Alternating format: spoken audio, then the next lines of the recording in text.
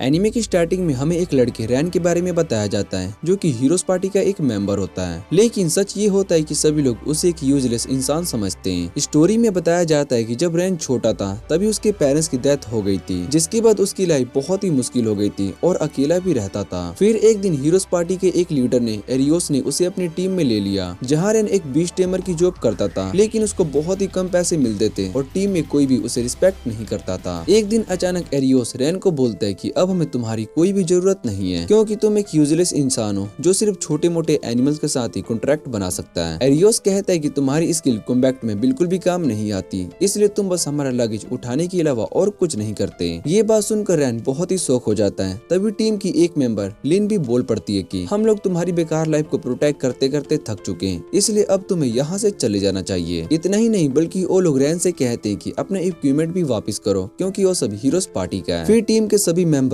जैसे मीना और बाकी लोग भी रैन का मजाक उड़ाने लगते हैं और उसे बुरा भला बोलने लगते हैं। उसके बाद रैन वहाँ से चला जाता है और रास्ते में चलते हुए सोचने लगता है कि मेरी टीम के लोग हमेशा मेरे साथ इतना रूड क्यों रहते थे। पहले उसे लगता था कि शायद से वो मुझे स्ट्रॉन्ग बनाना चाहते हैं, लेकिन अब उसे समझ में आ चुका है कि असल में वो लोग कभी भी उसकी रिस्पेक्ट नहीं करते थे। जब रैन अपनी बुरी लाइफ के बारे में सोच ही रहा होता है कि तभी कुछ छोटे बच्चे उसके पास आते हैं और उससे पूछते कि क्या तुम हमें अपनी बीच टेमर की स्किल दिखा सकते हो। ये सुनने के बाद रैन एक फैल्कन के साथ टेम्पररी कॉन्ट्रैक्ट बनाता है और उससे कहता है कि इन बच्चों को हेलो बोलो। फैल्कन तुरंत उन बच्चों के पास जाकर उन्हें ग्रेट करता है। ये देखकर सभी बच्चे बहुत ही खुश हो जाते हैं और एक्साइटेड होकर कहते हैं कि हमें भी बड़ा होकर बीच टेमर बनना है। रैन उनसे पूछता है कि तुम लोग हीरो क्यों नहीं बनना चाहते। तभी एक लड़का बताता है कि हीरोज पार्टी वाले लोग बहुत ही स्कैरी होते हैं, लेकिन तुम बहुत ही अच्छे हो, इसलिए हमें तुम्हारे जैसे बनना है। बच्चे कहते हैं कि हम बड़े होकर एडवेंचरर बनेंगे और पूरी दुनिया घूमेंगे। ये बात को सुनकर रैन के माइंड में एक और आइडिया आ जाता है। उसके बाद रैन सोचता है कि जब हीरोज पार्टी ने मुझे निकाल ही दिया है तो क्यों ना मैं भी एक एडवेंचरर बन जाऊं। फिर वो सीधा एडवेंचरस गिल्ड चला जाता है। गिल्ड के अंदर उसकी मुलाकात एक रिसेप्शनिस्ट से होती है जिसका नाम नटेला होता है। रैन उसे बताता है कि मुझे एडवेंचरर बनना है, लेकिन मुझे पता नहीं कि रजिस्ट्रेशन कैसे होता है। जब नटाली को पता चलता है कि रैन एक बीच टेमर है तो वो उसे बताती है कि अगर तुम एडवेंचरर बनना चाहते हो तो सबसे पहले तुम्हें एक बेसिक ट्रायल पास करना होगा, तभी तुम ऑफिशियली एक एडवेंचरर बन सकते हो। रैन जब अपने एडवेंचरर ट्रायल का पहला हाफ कंप्लीट कर ही रहा होता है तभी उसे जंगल की तरफ से एक लड़की की चीख सुनाई देती है। ये आवाज सुनते ही रैन तुरंत वहाँ पर भाग कर जाता है और देखता है कि एक बहुत ही बड़ा डी रैंक का मोस्टर जिसका नाम किलर टाइगर होता है वो एक बेचारी लड़की पर अटैक करने वाला होता है। ये देख कर रैन बिना सोचे समझे उस लड़की को बचाने के लिए आगे बढ़ जाता है और टेमू से खरीदा हुआ अपना नाइफ निकालता है और उस टाइगर पर अटैक करता है, लेकिन जैसे ही वो टाइगर पर वार करता है उसका नाइफ ही टूट जाता है। अब टाइगर धीरे धीरे रैन की तरफ बढ़ने लगता है और ये देख कर रैन उस लड़की से कहता है कि तुम जल्दी से यहाँ से भाग जाओ। वो रेडी हो जाता है कि अगर जरूरत पड़ी तो अपनी जान देकर उस लड़की को बचा लेगा, लेकिन तभी कुछ अनएक्सपेक्टेड होता है। वो लड़की अचानक हवा में जम कर जाती है और जैसे ही टाइगर रैन पर अटैक करने वाला होता है तभी वो लड़की उसके पीछे लैंड करती है और एक पावरफुल किक मारती है। उस किक से ही वो बड़ा सा किलर टाइगर तुरंत डिफीट हो जाता है। ये देख कर रैन बहुत ही शौक हो जाता है और तब उसे पता चलता है कि वो लड़की कोई नॉर्मल इंसान नहीं बल्कि एक कैट स्पिरिट है, जो कि दुनिया के सबसे रेयर स्पीसीज में से एक होती है। कैट स्पिरिट एक अल्टीमेट स्पीसीज होती है जिनके पास बहुत ही सारी यूनिक एबिलिटीज होती है, लेकिन टाइगर को हराने के बाद वो लड़की थक कर बेहोश होने लगती है। तभी रैन तुरंत उसे पकड़ लेता है ताकि वो जमीन पर गिर ना जाए। कुछ देर के बाद जब वो लड़की होश में आती है तो वो रैन को बताती है कि उसका नाम कहाडा है। वो बताती है कि उनकी स्पीसीज मैजिक को यूज नहीं कर सकती, लेकिन उनकी बॉडी इतनी स्ट्रॉन्ग होती है कि उनके पास बहुत ही पावरफुल एथलेटिक एबिलिटीज होती है। फिर रैन उससे पूछता है कि तुम जंगल में अकेली क्या कर रही थी। इस पर कहाडा बताती है कि कैट स्पिरिट्स यूजुअली माउंटेन के अंदर छुप कर रहते हैं, लेकिन वो वहाँ पर रहकर बोर हो गई थी, इसलिए वो दुनिया को एक्सप्लोर करने के लिए बाहर आ गई। उसके बाद कहाडा रैन को उसकी हेल्प के लिए थैंक यू बोलती है और उससे कहती है कि मुझे अपनी लाइफ के बारे में बताओ। तब रैन उसे बताता है कि उसे हीरोज पार्टी से निकाल दिया गया है और वो वहाँ पर सब लोग उसे यूजलेस समझते थे। ये बात को सुनकर कहाडा बहुत ही गुस्सा हो जाती है और कहती है कि तुम जैसे काइंड इंसान के साथ उन्होंने स्लेव जैसा बिहेवियर कैसे किया। लेकिन रैन उससे कहता है कि मुझे उन लोगों से कोई नफरत नहीं है, क्योंकि मैं थोड़ा सा सिंपल टाइप का इंसान हूँ। कहाडा उसकी सिचुएशन को समझ जाती है, लेकिन फिर भी वो थोड़ी सी अनोइड लग रही होती है। तभी रैन प्यार से उसके सर पर हाथ रख देता है, जिससे कि कहाडा थोड़ी देर खुश हो जाती है। फिर कहाडा रैन से कहती है कि तुम एक स्ट्रॉन्ग वॉरियर हो, लेकिन रैन कहता है कि नहीं, मैं बस एक नॉर्मल सा बीच टेमर हूँ। तब कहाडा उसे एक सरप्राइजिंग बात कहती है और रैन से कहती है कि क्या तुम मेरे साथ एक परमानेंट कॉन्ट्रैक्ट बनाओगे। ये बात को सुनकर रैन थोड़ा सा हेजिटेट होता है, क्योंकि दुनिया में बहुत ही कम लोग होते हैं जो कैट स्पिरिट जैसे रेयर क्रिएचर को टेम कर सकते हैं। रैन पहले थोड़ा सा हेजिटेट होता है, क्योंकि कैट स्पिरिट जैसे रेयर क्रिएचर के साथ कॉन्ट्रैक्ट बनाना कोई आसान बात नहीं होती।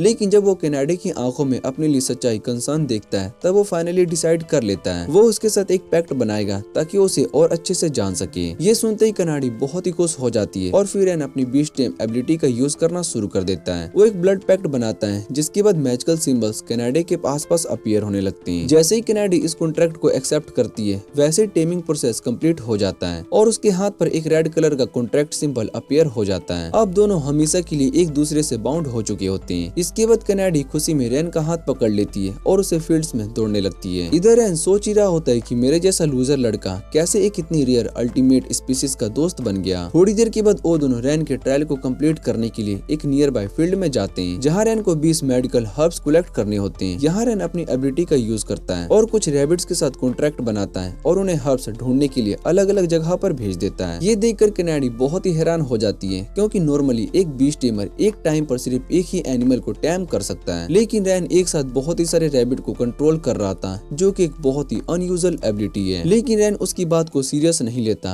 और कहता है कि इसमें कोई बड़ी बात नहीं है। ये बात को सुनकर कैनेडी बहुत ही ज्यादा इरिटेट हो जाती है। कुछ देर के बाद रैन एडवेंचरस गिल्ड वापस आता है और जो हर्ब्स उसने कलेक्ट किए थे और रिसेप्शनिस्ट नटाली को दे देता है। नटाली सब कुछ चेक करने के बाद रैन को कांग्रेचुलेशन बोलती है और बताती है कि तुमने ट्रायल सक्सेसफुली पास कर लिया। इसके बाद नटाली रैन को होरिजन गिल्ड का एक official F rank adventurer declare करती है। साथ ही वो उसे एक एडवेंचरर आइडेंटिटी कार्ड देती है और रिवॉर्ड के तौर पर 50 कॉपर कॉइंस भी दे देती है। नटाली उसे बताती है कि जैसे जैसे एडवेंचरर का रैंक बढ़ता जाता है वैसे वैसे उनकी पेमेंट भी बहुत ही ज्यादा हो जाती है। ये सुनकर रैन सोचने लगता है कि मुझे जल्दी से अपने रैंक बढ़ाना होगा ताकि मैं अपनी लाइफ को अच्छे से सपोर्ट कर सकूं। इधर कैनेडी लॉबी में उसका वेट कर रही होती है और जब रैन उसके पास आता है तो वो उसे गुड न्यूज देता है कि अब मैं ऑफिशियली एक एडवेंचरर बन चुका हूँ। और ये सुनकर कैनेडी बहुत ही ज्यादा खुश हो जाती है और उसे कांग्रेचुलेशन बोलती है और सच में रैन के लिए बहुत ही हैप्पी होती है। लेकिन तभी वहाँ पर एक आर्गुमेंट आदमी आ जाता है जो कि बहुत ही लाउड आवाज में बात कर रहा होता है। वो कैनेडी को देखकर हैरान हो जाता है और कहता है कि एक अल्टीमेट स्पीसीज यहाँ हमारे टाउन में ऐसे कैसे घूम रही है। फिर वो आदमी कैनेडी को इंसल्ट करने लगता है और उससे कहता है कि इस वे लड़के को छोड़ दो और मेरे साथ चलो। लेकिन कैनेडी बिल्कुल भी उसकी बात को नहीं सुनती और रैन के पास ही खड़ी रहती है जैसे वो उसकी साइड कभी नहीं छोड़ेगी। जब वो आदमी उन दोनों का और मजाक उड़ाने लगता है तब कैनेडी उसे बताती है कि रैन ने अपनी बीस्ट टेमिंग एबिलिटी से मुझे टैम किया है। लेकिन ये बात सुनते ही वो आदमी जोर जोर से हंसने लगता है और कहता है कि एक पावरफुल कैट स्पिरिट को कोई बेकार सा बीस्ट टेमर कभी भी टैम नहीं कर सकता। उस आदमी को लगता है कि रैन झूठ बोल रहा है, इसलिए अपनी बात को प्रूव करने के लिए रैन को आर्म रेसलिंग मैच के लिए चैलेंज कर देता है। वो कहता है कि अगर मैं जीत गया तो मैं कैनेडी को अपने साथ ले जाऊंगा। फिर वो आदमी बड़े कॉन्फिडेंस के साथ रैन का हाथ पकड़ लेता है और उसके फेस पर एक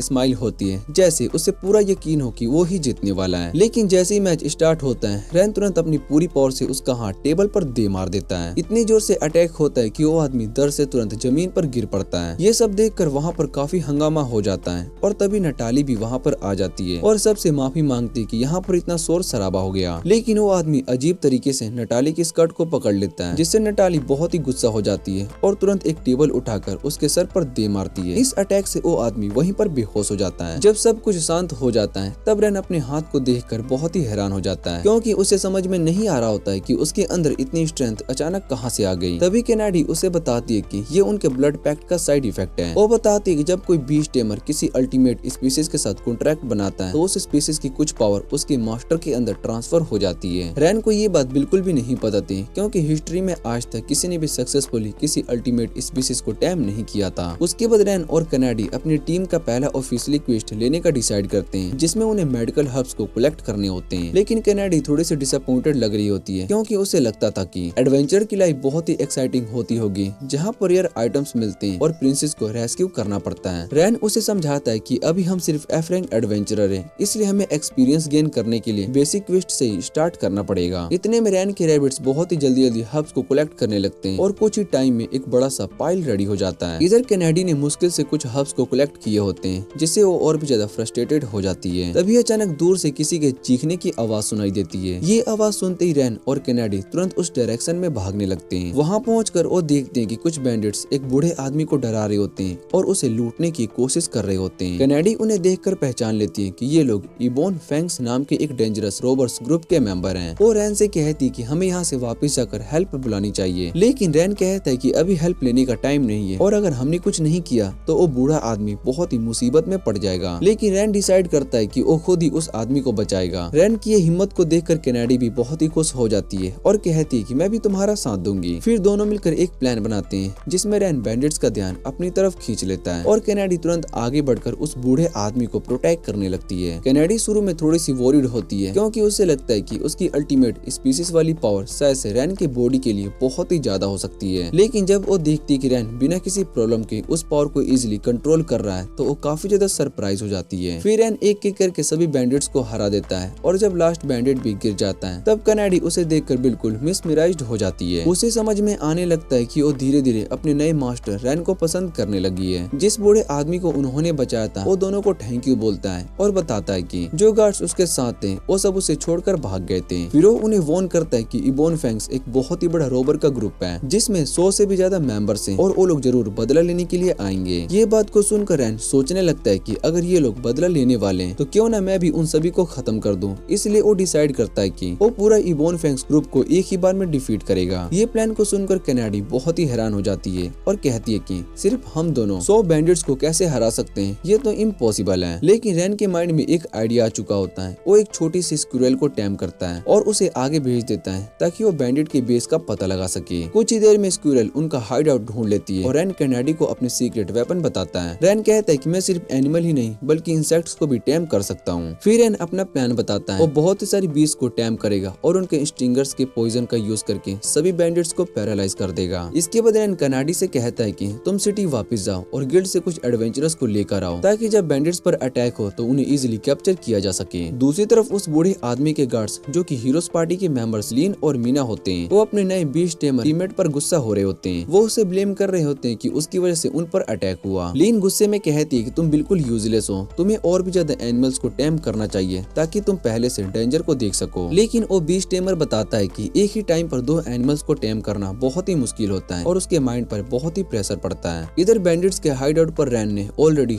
हंड्रेड्स ऑफ बीस को गैदर कर लिया होता है। वो अपने मैजिक से उनके स्टिंगर्स के पॉइजन को और भी ज्यादा पावरफुल बना देता है और फिर उन सब बीस को बैंडिट्स पर अटैक करने के लिए भेज देता है। कुछ ही टाइम में पूरा का पूरा बैंडिट ग्रुप बीस के अटैक से पैरालाइज होकर जमीन पर गिर पड़ता है। तभी कैनेडी भी गिल्ड के कुछ एडवेंचरस के साथ वहाँ पर पहुँच जाती है और जब वो सब देखते हैं कि पूरा इबोन फैंग्स ग्रुप ऑलरेडी गिरा हुआ है तो सभी लोग बहुत ही हैरान हो जाते हैं। रैन ने अकेले ही इतने बड़े ग्रुप्स को हरा दिया। फिर गिल्ड के एडवेंचरस बैंडिट्स को कैप्चर करने लगते हैं लेकिन तभी अचानक जमीन जोर जोर से हिलने लगती है। अंधेरे में 3 बड़े मोस्टर बाहर आ जाते हैं जिनका नाम किंग लिजार्ड्स होता है। पता चलता है कि बैंडिट्स इन मोस्टर को अपने वेपन की तरह यूज करते थे, लेकिन प्रॉब्लम ये होती है कि किंग लिजार्ड्स को टैम नहीं किया जा सकता और अब वो सभी लोगों पर अटैक करने लगते हैं। जब सभी लोग देखते हैं कि किंग लिजार्ड्स सब पर अटैक कर रहे हैं तब रैन और कैनेडी तुरंत एक्शन में आ जाते हैं। रैन गिल्ड के बाकी एडवेंचरस को कहता है कि तुम लोग जल्दी से पैरालाइज्ड बैंडिट्स को यहाँ से सेफ जगह पर ले जाओ। इसके बाद रैन उन मोस्टर का सामना करने के लिए आगे बढ़ता है और उस वक्त वो अपनी पूरी लाइफ के बारे में सोचने लगता है। उसे याद आता है कि पहले वो खुद को कितना यूजलेस समझता था लेकिन अब कैनेडी उसके साथ है इसलिए उसे लग रहा होता है कि वो सच में स्ट्रॉन्ग बन गया है। फिर रैन और कैनेडी मिलकर उन किंग ऑफ लिजार्ड्स के साथ इंटेंस फाइट करने लगते हैं। थोड़ी देर के बाद जब वो दोनों कैफ से बाहर आते हैं तब सभी गिल्ड्स मेंबर उनके लिए क्लैप करने लगते हैं और उन्हें चीयर करते हैं। उस वक्त रैन कैनेडी की तरफ देखता है और सोचता है कि अगर ये कैट स्पिरिट मेरे साथ हो तो शायद से मैं दुनिया में कुछ भी कर सकता हूँ। बाद में जब वो एडवेंचरस गिल्ड वापस आते हैं तब नेटाली उन दोनों की बहुत ही तारीफ करती है और कहती है कि तुम दोनों ने बहुत ही अमेजिंग काम किया। इसी वजह से वो रैन को प्रमोट करके ई रैंक एडवेंचरर बना देती है। क्वेस्ट कंप्लीट करने के बाद रैन को काफी अच्छा रिवॉर्ड मनी मिलता है और वो डिसाइड करता है कि अब मैं एक प्रॉपर रूम को रेंट पर लूंगा ताकि आराम से रह सकूं। लेकिन प्रॉब्लम ये होती कि इनमें सिर्फ एक ही रूम खाली होता है जिस वजह से रैन और कैनेडी को वहीं एक रूम शेयर करना पड़ता है। रात को कैनेडी को बहुत ही मुश्किल होती है क्योंकि उसे पहली बार इतना सॉफ्ट और कंफर्टेबल बेड मिलता है। इधर रैन थोड़ा सा नर्वस हो जाता है क्योंकि उसने अपनी लाइफ में कभी भी किसी लड़की के साथ रूम शेयर नहीं किया था। इसलिए रैन कैनेडी से कहता है कि तुम रूम में सो जाओ, मैं बाहर सो लूंगा। लेकिन कैनेडी कहती है कि मुझे कोई प्रॉब्लम नहीं है अगर हम दोनों एक ही रूम में रहें। रैन उसे समझाने की कोशिश करता है कि एक लड़का और लड़की का एक साथ रूम में सोना थोड़ा सा ऑकवर्ड होता है। तब कैनेडी उसे कहती है कि मुझे कोई प्रॉब्लम नहीं है क्योंकि मुझे अपने मास्टर पर पूरा ट्रस्ट है। ये बात को सुनकर रैन उसे समझाता है कि किसी स्ट्रेंजर पर इतनी जल्दी ट्रस्ट करना सही नहीं होता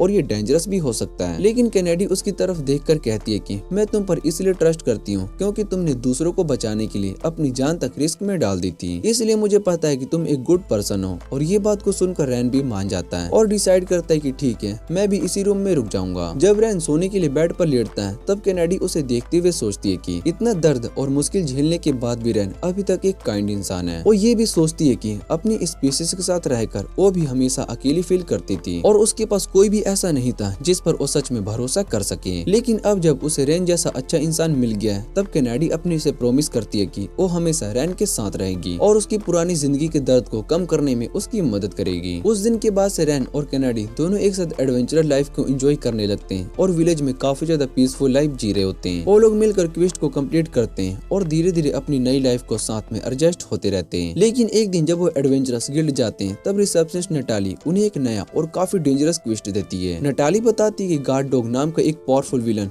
स्ट्रेट ब्रिज पर कब्जा कर रखा है, जिसकी वजह से वहाँ का इम्पोर्टेंट ट्रेड रूट बंद हो चुका है। नटाली उन्हें वार्न करती है कि ये क्वेस्ट काफी रिस्की है, इसलिए इसका रिवॉर्ड भी बहुत ही बड़ा है। अगर कोई इस मिशन को कंप्लीट करेगा तो उसे 5 गोल्ड कॉइन मिलेगा। ये सुनते ही रैन के माइंड में एक कैलकुलेशन चलने लगती है और वो सोचता है कि अगर मुझे इतना पैसा मिल गया तो मेरी लाइफ काफी कंफर्टेबल हो सकती है। इसलिए वो बिना डिले किए तुरंत इस मिशन को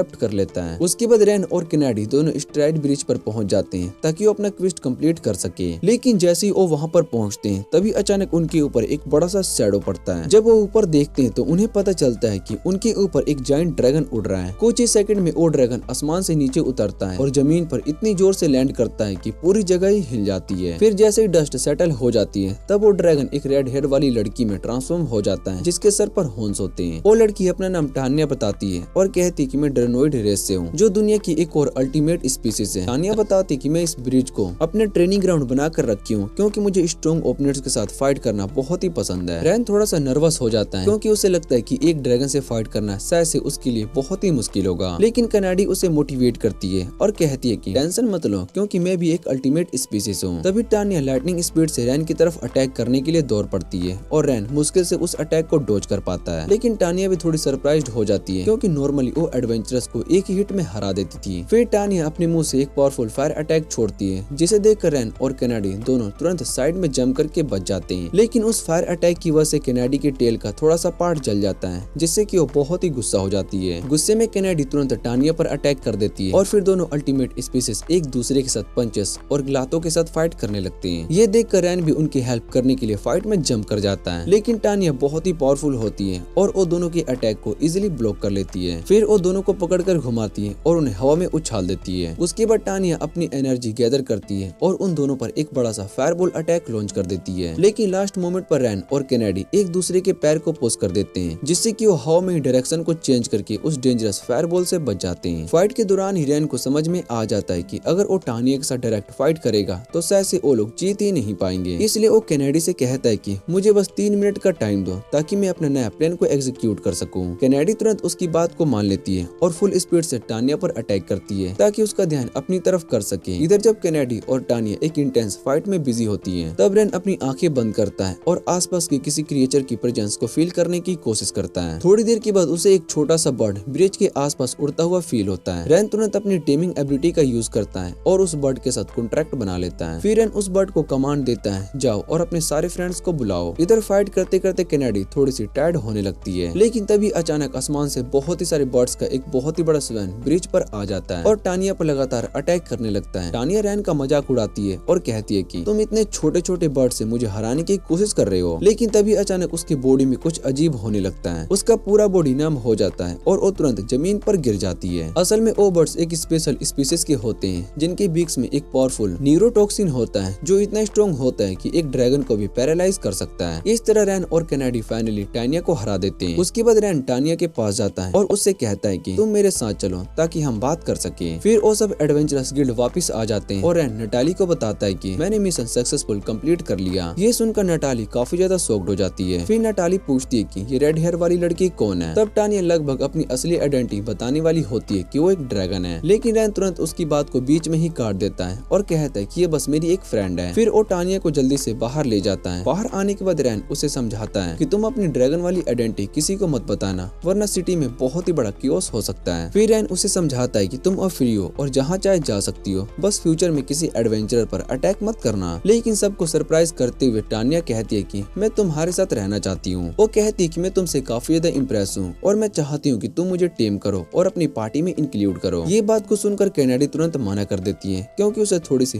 जेलसी हो रही होती है। लेकिन जब टानिया उसे छेड़ते हुए कहती है कि तुम सिर्फ जेलस हो रही हो, तब केनेडी मजबूरी में हाँ बोल देती है। रैन भी थोड़ा सा कंफ्यूज्ड होता है क्योंकि उसे नहीं पता होता है कि क्या एक इंसान एक साथ दो अल्टीमेट स्पीशीज को टेम कर सकता है या नहीं, लेकिन फिर भी वो डिसाइड करता है कि एक बार ट्राई करना चाहिए। फिर रैन अपनी टेमिंग एबिलिटी का यूज करता है और टानिया के साथ भी कॉन्ट्रैक्ट को बनाने की प्रोसेस को स्टार्ट कर देता है। सभी लोग बहुत ही हैरान हो जाते हैं जब कॉन्ट्रैक्ट सक्सेसफुली कंप्लीट हो जाता है और रैन एक ड्रैगनोइड गर्ल को भी टेम कर लेता है। दूसरी तरफ ओरिजिनल हीरोज पार्टी एक डार्क फॉरेस्ट में स्ट्रगल कर रही होती है और धीरे धीरे उन्हें समझ में आने लगता है कि उनकी टीम की सक्सेस रैन का कितना बड़ा रोल था। इसलिए एरियोस डिसाइड करता है कि वो रैन को खुद ढूंढकर वापस पार्टी में लेकर आएगा। लेकिन उसका प्लान सच में काफी ज्यादा सेल्फिश होता है। वो सोचता है कि रैन को सिर्फ एक कमजोर इंसान समझकर वापस बुला लेगा और उससे फिर से छोटे मोटे काम ही करवाएगा, जैसे कि उनका लगेज उठाना या फिर उनके सारे काम को करवाना, और एक महीने के बाद फिर से उसे पार्टी से निकाल देगा। उधर होटल के रूम में केनेडी और टानिया एक दूसरे से झगड़ रही होती है कि रैन के पास कौन सोएगा। दोनों ही उसके पास सोना चाहती थी,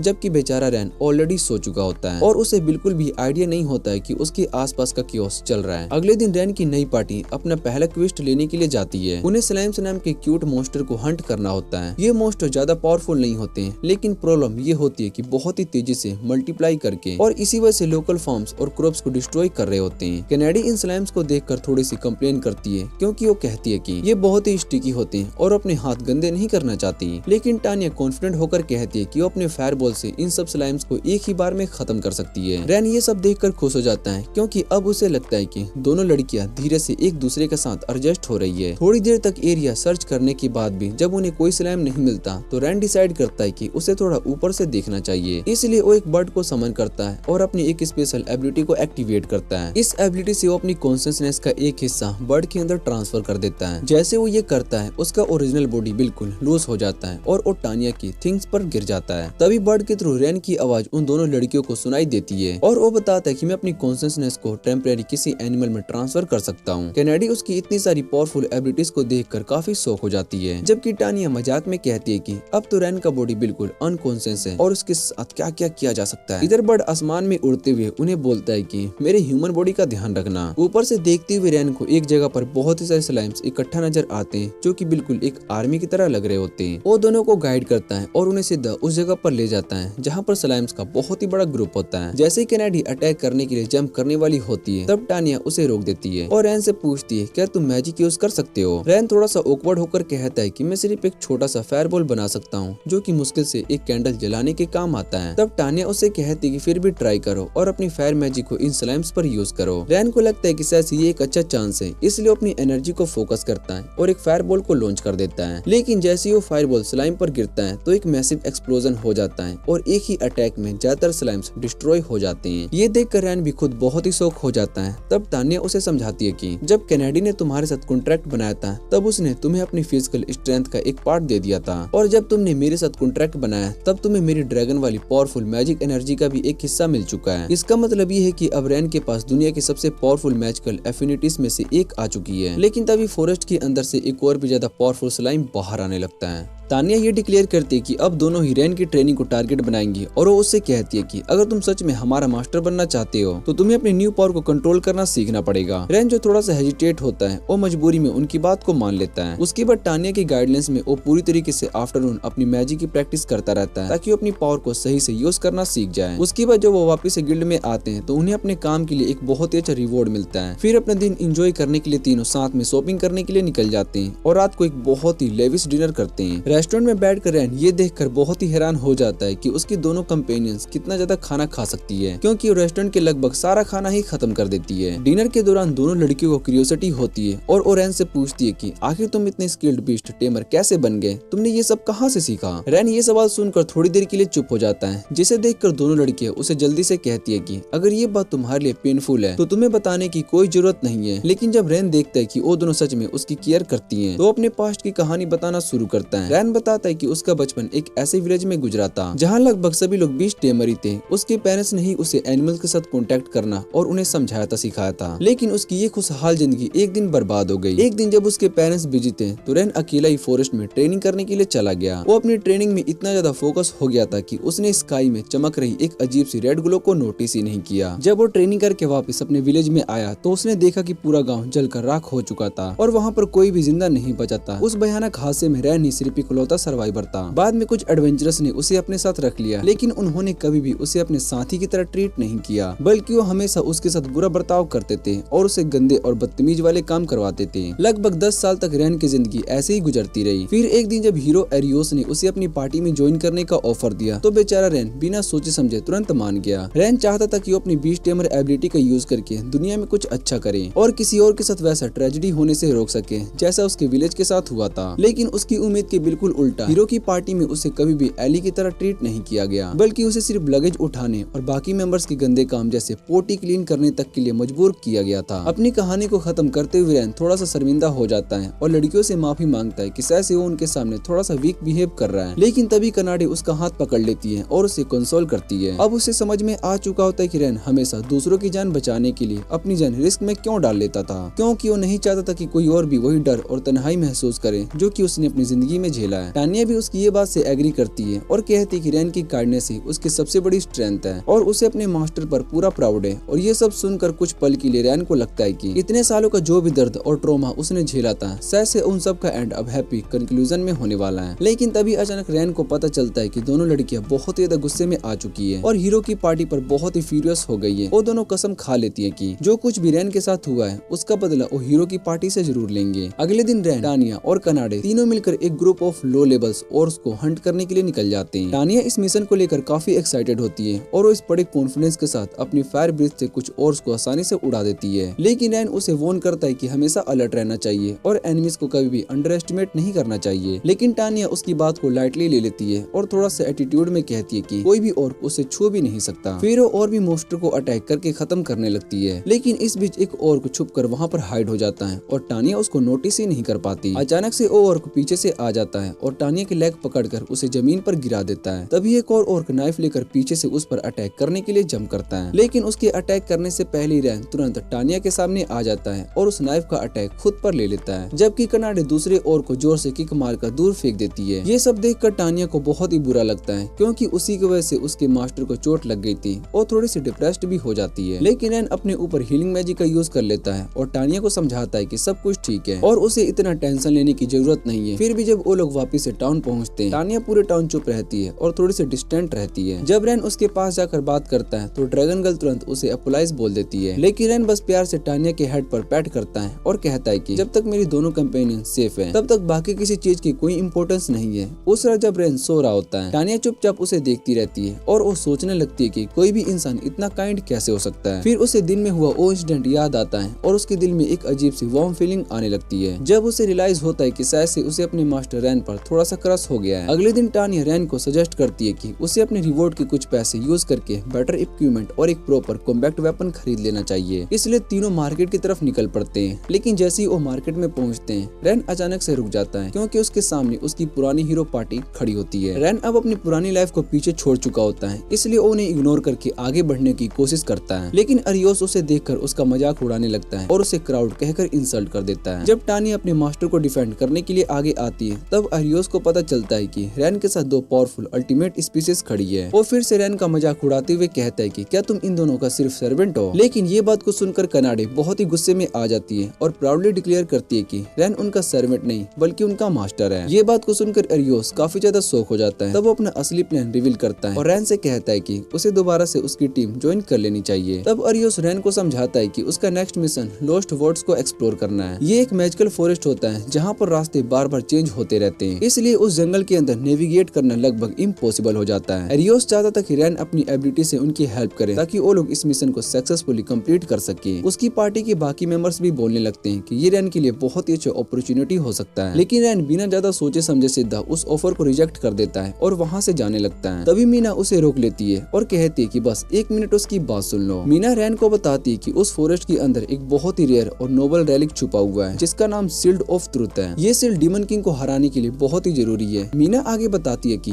अगर डीमन किंग को जल्दी से डिफीट नहीं किया गया तो वो पूरे कंट्री के विलेज पर अटैक कर देगा, जिससे लाखों के लोगों की जान जा सकती है। ये बात रैन के दिल को छू जाती है और वो सोचने लगता है कि अगर उसकी हेल्प से इतने सारे लोगों की जान बच सकती है तो शायद से उसे मदद करनी चाहिए। इसी वजह से रैन मजबूरी में हीरो की पार्टी की हेल्प करने के लिए मान जाता है ताकि वो शील्ड ऑफ ट्रुथ को ढूंढ सके। और ये सुनते ही अरियोस के फेस पर एक अजीब सी क्रीपी स्माइल आ जाती है। लेकिन जैसे ही वो सब मिलकर मिशन पर जाने वाले होते हैं, कनाडे और टानिया बीच में आ जाती है। है। वो सीधा डिक्लेयर करती है कि अगर रैन उनकी हेल्प करेगा तो सबसे पहले हीरो की पार्टी को घुटने पर बैठकर रैन से माफी मांगनी होगी, क्योंकि उन्होंने पहले उसके साथ बहुत ही बुरा बर्ताव किया था। अपनी सर्वेंट से माफी मांगने का आइडिया अरियोस को बहुत ही गुस्सा दिलाता है, लेकिन टानिया उन्हें धमकी देती है कि अगर उन्होंने अपोलाइज नहीं दी तो वो उन सभी को अपनी फायर से राख बना देगी। गुस्से में अरियोस रैन से कहता है कि अपनी गर्लफ्रेंड को थोड़ा सा कंट्रोल में रखो और उन्हें बदतमीज एनिमल्स कहकर इंसल्ट कर देता है। ये बात सुनते ही रैन का गुस्सा फूट पड़ता है और वो तुरंत अरियोस के फेस पर जोर से पंच मार देता है, जिससे अरियोस हवा में उछलकर दूर जा गिरता है। रैन की आंखों में इतना गुस्सा और डिटर्मिनेशन को देखकर अरियोस भी सीरियस हो जाता है और रैन और उसकी पार्टी को ड्यूल के लिए चैलेंज कर देता है। सब लोग इस फाइट के लिए एग्री हो जाते हैं। सबसे पहला मैच कनाडे और हीरो पार्टी के नाइट अगेंथ के बीच होता है। नाइट फुल फोर्स के साथ कनाडे पर चार्ज करता है, लेकिन कनाडे बहुत ही इजीली उसके सारे अटैक को डॉज कर लेती है। फिर वो इतनी पावरफुल किक से काउंटर करती है कि उस नाइट की सोड ऑलमोस्ट टूट जाती है। इसके बाद कनाडे अपने अटैक को और भी फास्ट कर देती है और एक के बाद एक पावरफुल स्ट्राइक मारती रहती है। हर हिट अगांत को स्लेज हैमर की तरह लगता है और ये देखकर अगांत काफी गुस्से में आ जाता है और तुरंत अपनी सीक्रेट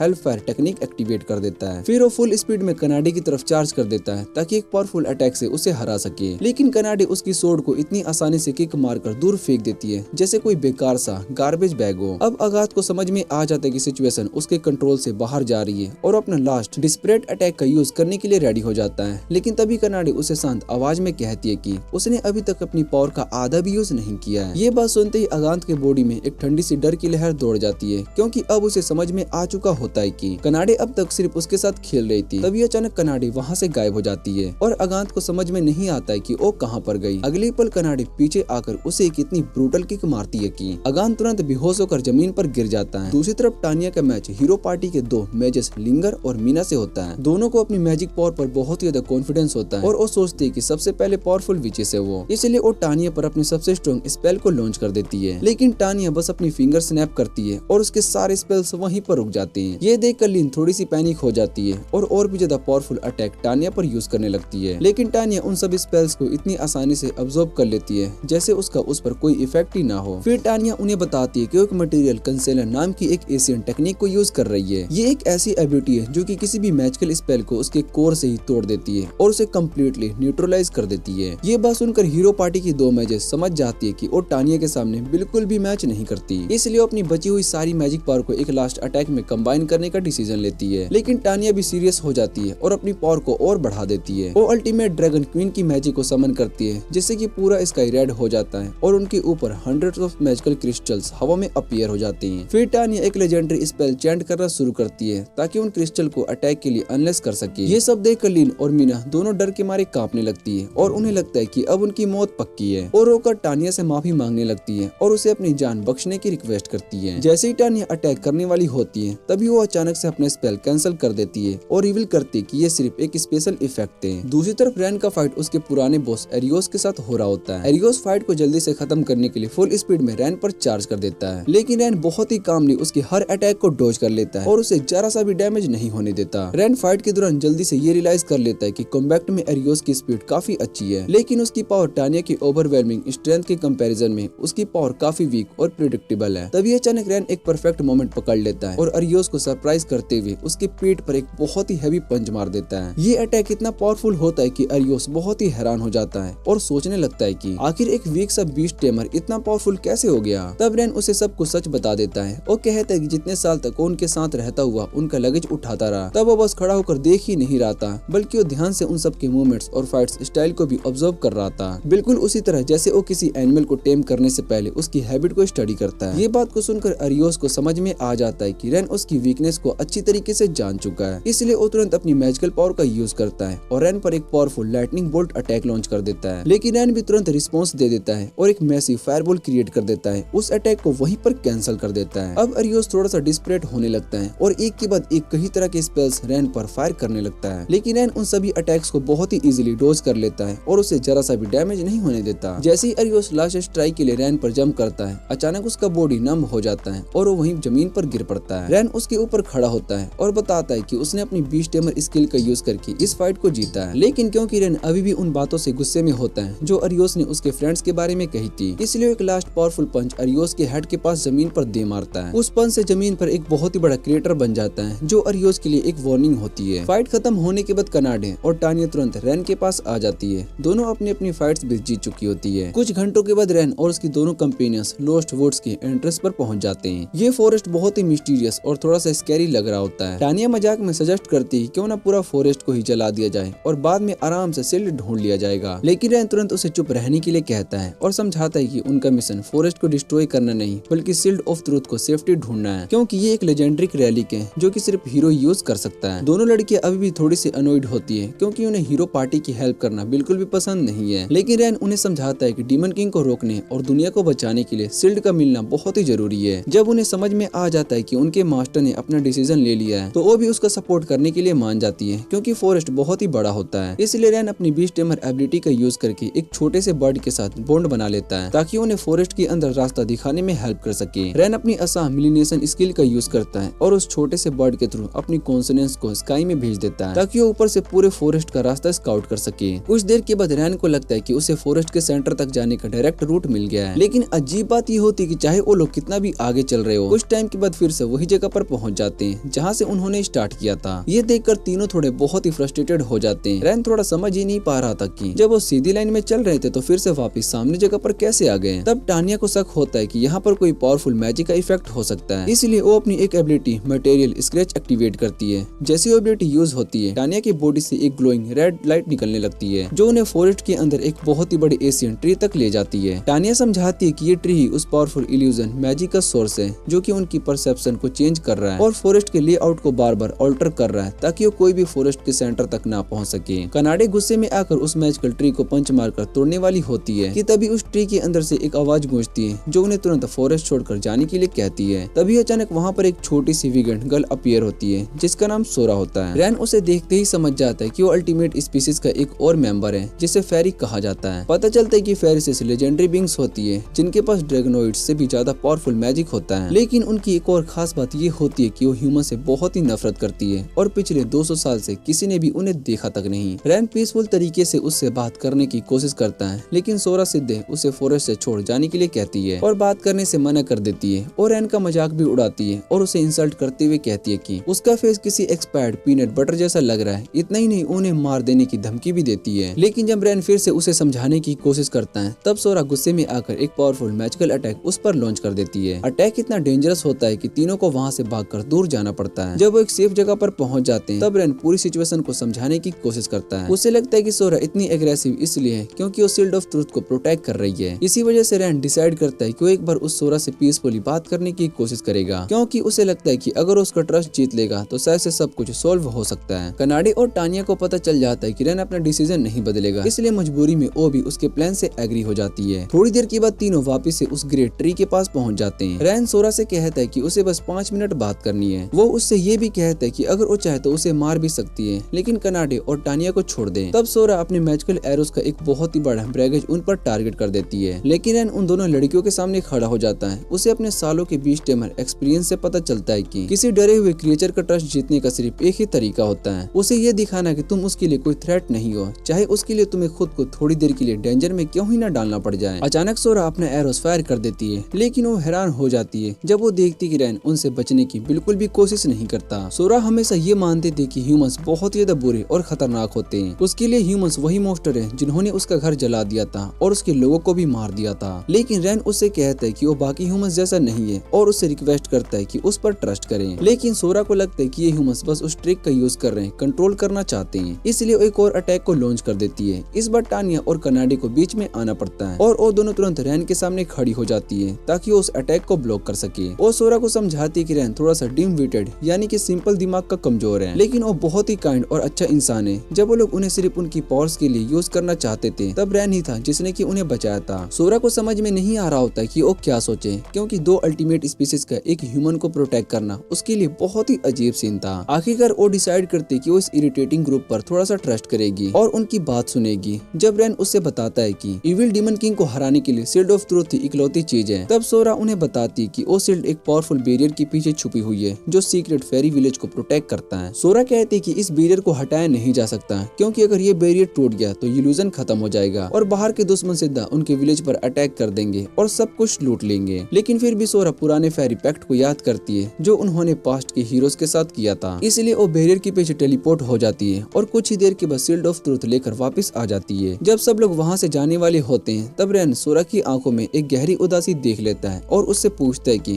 क्या बात है। सोरा क्लियरली किसी बात से परेशान होती है, लेकिन वो थोड़ी देर तक चुप रहती है क्योंकि वो नहीं चाहती है कि उन सबको और भी ज्यादा डेंजर में डाल दे। लेकिन रैन इंसिस्ट करता है कि वो किसी को दर्द में छोड़कर नहीं जा सकता। साथ ही कनाडे और टानिया भी उसे यकीन दिलाते हैं कि वो किसी भी क्रेजी सिचुएशन को हैंडल कर सकती है। ये सब देखकर सोरा समझ जाती है कि शायद ये लोग सच में उसकी मदद करना चाहते हैं, इसलिए वो उन्हें अपना पास्ट बताने लगती है। वो बताती कि उसकी एक ट्विन सिस्टर है जिसका नाम रूना था। पहले दोनों मिलकर उस बैरियर की गार्डनिंग करती थी, लेकिन एक दिन उन्होंने अपनी ड्यूटी को छोड़ दी ताकि वो अपने बॉयफ्रेंड के साथ टाइम स्पेंड कर सके। लेकिन तभी डीमन किंग की आर्मी का एक बहुत ही खतरनाक मोस्टर वहाँ पर आ गया जिसका नाम शैडो नाइट था। ये मोस्टर इतना पावरफुल था कि मैजिकल अटैक भी उस पर असर नहीं करते थे। उसने रूना को पकड़ लिया और उसे कैप्चर कर लिया। सोरा फेरी विलेज के चीफ के पास मदद मांगने गई, लेकिन उसने हेल्प करने से मना कर दिया। उसने कहा कि रूना की लाइफ को सेक्रीफाइस करना पड़ेगा ताकि पूरा विलेज फ्यूचर अटैक से सेफ रह सके। अपने पास्ट को याद करते हुए सोरा की आंखों में आंसू आ जाते हैं और वो उन दर्द भरी यादों को याद करके इमोशनल हो जाती है। सोरा अब तक खुद को माफ नहीं कर पाई थी क्योंकि उसे लगता था कि उसने ही अपनी सिस्टर को अकेला छोड़ दिया है। तभी रैन धीरे से उसके चेहरे के आंसू पोंछता है और उसे कहता है कि अब उसका दर्द सिर्फ उसका ही नहीं रहा, बल्कि अब ये उन सबकी रिस्पॉन्सिबिलिटी है। सोरा को उनकी बातों पर यकीन करना मुश्किल लग रहा था, लेकिन रैन उससे प्रॉमिस करता है कि चाहे कुछ भी हो जाए वो रूना को जरूर बचाएगा। ये सब सुनकर सोरा इमोशन से भर जाती है और सीधा रैन को हक कर लेती है, जैसे इतने सालों से जो दर्द वो अपने अंदर दबाकर बैठी थी आखिर बाहर आ गया। लेकिन फिर सोरा उन्हें बताती है कि उनके पास ज्यादा टाइम नहीं है क्योंकि शैडो नाइट ने उसे एक अल्टीमम दिया है। उसने कहा है कि अगर सोरा सनसेट से पहले विलेज का प्रोटेक्टिव बैरियर उसके हवाले नहीं करती तो रूना को डॉग्स के सामने डाल देगा। अब सिचुएशन बहुत ही खराब हो चुकी होती है, इसलिए सोरा रैन और उसकी टीम पर ट्रस्ट करके अपनी सिस्टर की लाइफ उनके हवाले कर देती है। फिर सब लोग मिलकर शैडो नाइट का सामना करने के लिए निकल पड़ते हैं। कुछ ही देर के बाद रैन को पता चलता है कि वो मोस्टर पास के एक माउंटेन में है। जब वो लोग वहाँ पर पहुँचते हैं तो देखते हैं कि रूना को बिल्कुल चिकन तंदूरी की तरह लटका कर बांधा हुआ है। फिर बिना टाइम वेस्ट किए वो लोग अटैक को स्टार्ट कर देते हैं और रूना एक बड़ा सा फायरबॉल उस मोस्टर पर लॉन्च करता है। लेकिन क्योंकि शैडो नाइट पर मैजिक का कोई असर नहीं होता, इसलिए वो अटैक उसे डैमेज नहीं करता बल्कि सिर्फ उसका ध्यान अपनी तरफ खींच लेता है। तभी पेड़ों के ऊपर से कनाडे जंप करती है और एक पावरफुल किक से उस क्रिएचर को पीछे की तरफ धकेल देती है। कनाडे के अटैक के तुरंत के बाद रैन भी आगे बढ़ता है और उस मोस्टर के पेट पर एक हैवी पंच मार देता है। उनका ये कोऑर्डिनेटेड अटैक शैडो नाइट को कम्प्लीटली ऑफ गार्ड पकड़ लेता है और वो गुस्से में एक एनर्जी फेदर की तरह ग्रोल करने लगता है। फिर वो सोचने लगता है कि क्या रैन वही हीरो है जिसका जिक्र पुराने एशियन टेक्स्ट में किया गया था। लेकिन रैन उससे कहता है कि वो कोई हीरो नहीं, बस एक नॉर्मल बीस्ट टेमर है जो सिर्फ रूना को बचाने के लिए यहाँ पर आया। शैडो नाइट समझ जाता है कि दो पावरफुल वॉरियर के सामने फाइट जितना मुश्किल होगा, इसलिए वो अपनी स्वॉर्ड को रूना की तरफ बढ़ाता है ताकि वो उसे ही डैमेज कर दे। लेकिन उससे पहले की टानिया वहाँ पर आती और उस अटैक को ब्लॉक कर देती, साथ ही रूना की साइकिल्स भी तोड़ देती है। अब जब रूना सेफ हो जाती है तब कनाडे और रैन दोबारा से उस नाइट पर अटैक करते हैं। लेकिन प्रॉब्लम ये थी कि उनके अटैक से उस मोस्टर पर बिल्कुल भी डैमेज नहीं हो रहा था। तभी शैडो नाइट उनके कंबाइंड अटैक को ब्लॉक करता है और अपनी जायंट बॉडी को घुमाकर केव के अंदर एक पावरफुल टोर्नेडो क्रिएट कर देता है। इसी वजह से चारों तरफ पत्थर और बैरिक्स उड़ने लगती है, जिससे रैन को पीछे हटना पड़ता है। फिर वो जल्दी से कनाडे के साथ मिलकर एक नया प्लान बनाने लगता है क्योंकि ब्रूट फोर्स से शैडो नाइट को हराना पॉसिबल नहीं लग रहा था। इसलिए रैन अपनी आंखें बंद करता है और अपनी अनकॉन्शियस को पुराने जंगल में फैला देता है। फिर वो अपनी टेमिंग स्किल को एक्टिवेट करता है और आसपास मौजूद 20 से एक के बाद एक स्वयं के साथ जल्दी से कॉन्ट्रैक्ट बना लेता है। रैन जानता था कि उन 20 का पॉइजन उन नाइट की मैजिकल आर्मर को एक्चुअली डैमेज नहीं करेगा, लेकिन वो उसके लिए एक परफेक्ट डायरेक्शन जरूर क्रिएट कर सकते हैं। इसलिए वो तुरंत उन 20 को अटैक करने का ऑर्डर देता है और जैसे ही 20 का स्वयं शैडो ऑफ नाइट पर टूट पड़ता है, वो मोस्टर उन्हें हाथ से हटाने में बिजी हो जाता है। बस इसी मोमेंट का रेन वेट कर रहा होता है। तभी वो अपनी एक स्पेशल टेमर स्पेल को यूज करता है और अपनी मैजिकल एनर्जी का कुछ हिस्सा सीधा कनाडे के अंदर ट्रांसफर कर देता है। अचानक कनाडे की बॉडी के अराउंड एक पावरफुल गोल्डन ऑरा चमकने लगती है और उसकी फिजिकल पावर टेम्परेली अपनी मैक्सिमम लिमिट तक बूस्ट हो जाती है। इतनी ज्यादा एनर्जी अपने अंदर महसूस करके कनाडे बिना टाइम वेस्ट के सीधा उस डिस्ट्रैक्टेड नाइट की तरफ दौड़ पड़ती है। फिर अपनी पूरी पावर से एक डिवास्टेटिंग पंच मारती है। उसका ये अटैक इतना पावरफुल होता है कि उसका पंच सीधा शैडो नाइट की बॉडी को चीरते हुए निकल जाता है और उसकी बॉडी में एक बड़ा सा होल बन जाता है। इसके बाद वो मोस्टर बिल्कुल ओबिटो के रीजनरेटेड क्लोन्स की तरह धीरे धीरे डिसजनरेटेड होकर खत्म हो जाता है। मोस्टर के खत्म होते ही सब लोग मिलकर रूना को उसकी सिस्टर सोरा के पास ले आते हैं और दोनों सिस्टर एक दूसरे को जोर से हग कर लेते हैं। सोरा की आंखों से खुशी के आंसू निकलने लगते हैं और वो बार बार रैन और उसकी टीम को थैंक यू बोलती रहती है। दूसरी तरफ रूना का नेचर थोड़ा सा प्लेफुल था, इसलिए वो तुरंत रैन को टीज करना स्टार्ट कर देती है और उसका मजाक बनाती है। हालांकि दोनों ट्विंस बिल्कुल एक जैसी दिखती है, लेकिन उनकी पर्सनैलिटी एकदम अलग है। बातें करते हुए सोरा बताती है कि अब वो लोग विलेज में वापस नहीं रह सकती, जहाँ उनमें से एक को सेक्रीफाइस करने के लिए छोड़ दिया गया था। लेकिन प्रॉब्लम ये थी कि वो दोनों अकेले इस डेंजर फॉरेस्ट में सर्वाइव करने से भी डर रही थी। तभी कनाडे तुरंत उन्हें अपने ग्रुप में ज्वाइन करने का ऑफर दे देती है। रैन भी इस बात को अप्रूव कर देता है और ये सुनकर दोनों फेरिसेस बहुत ही खुशी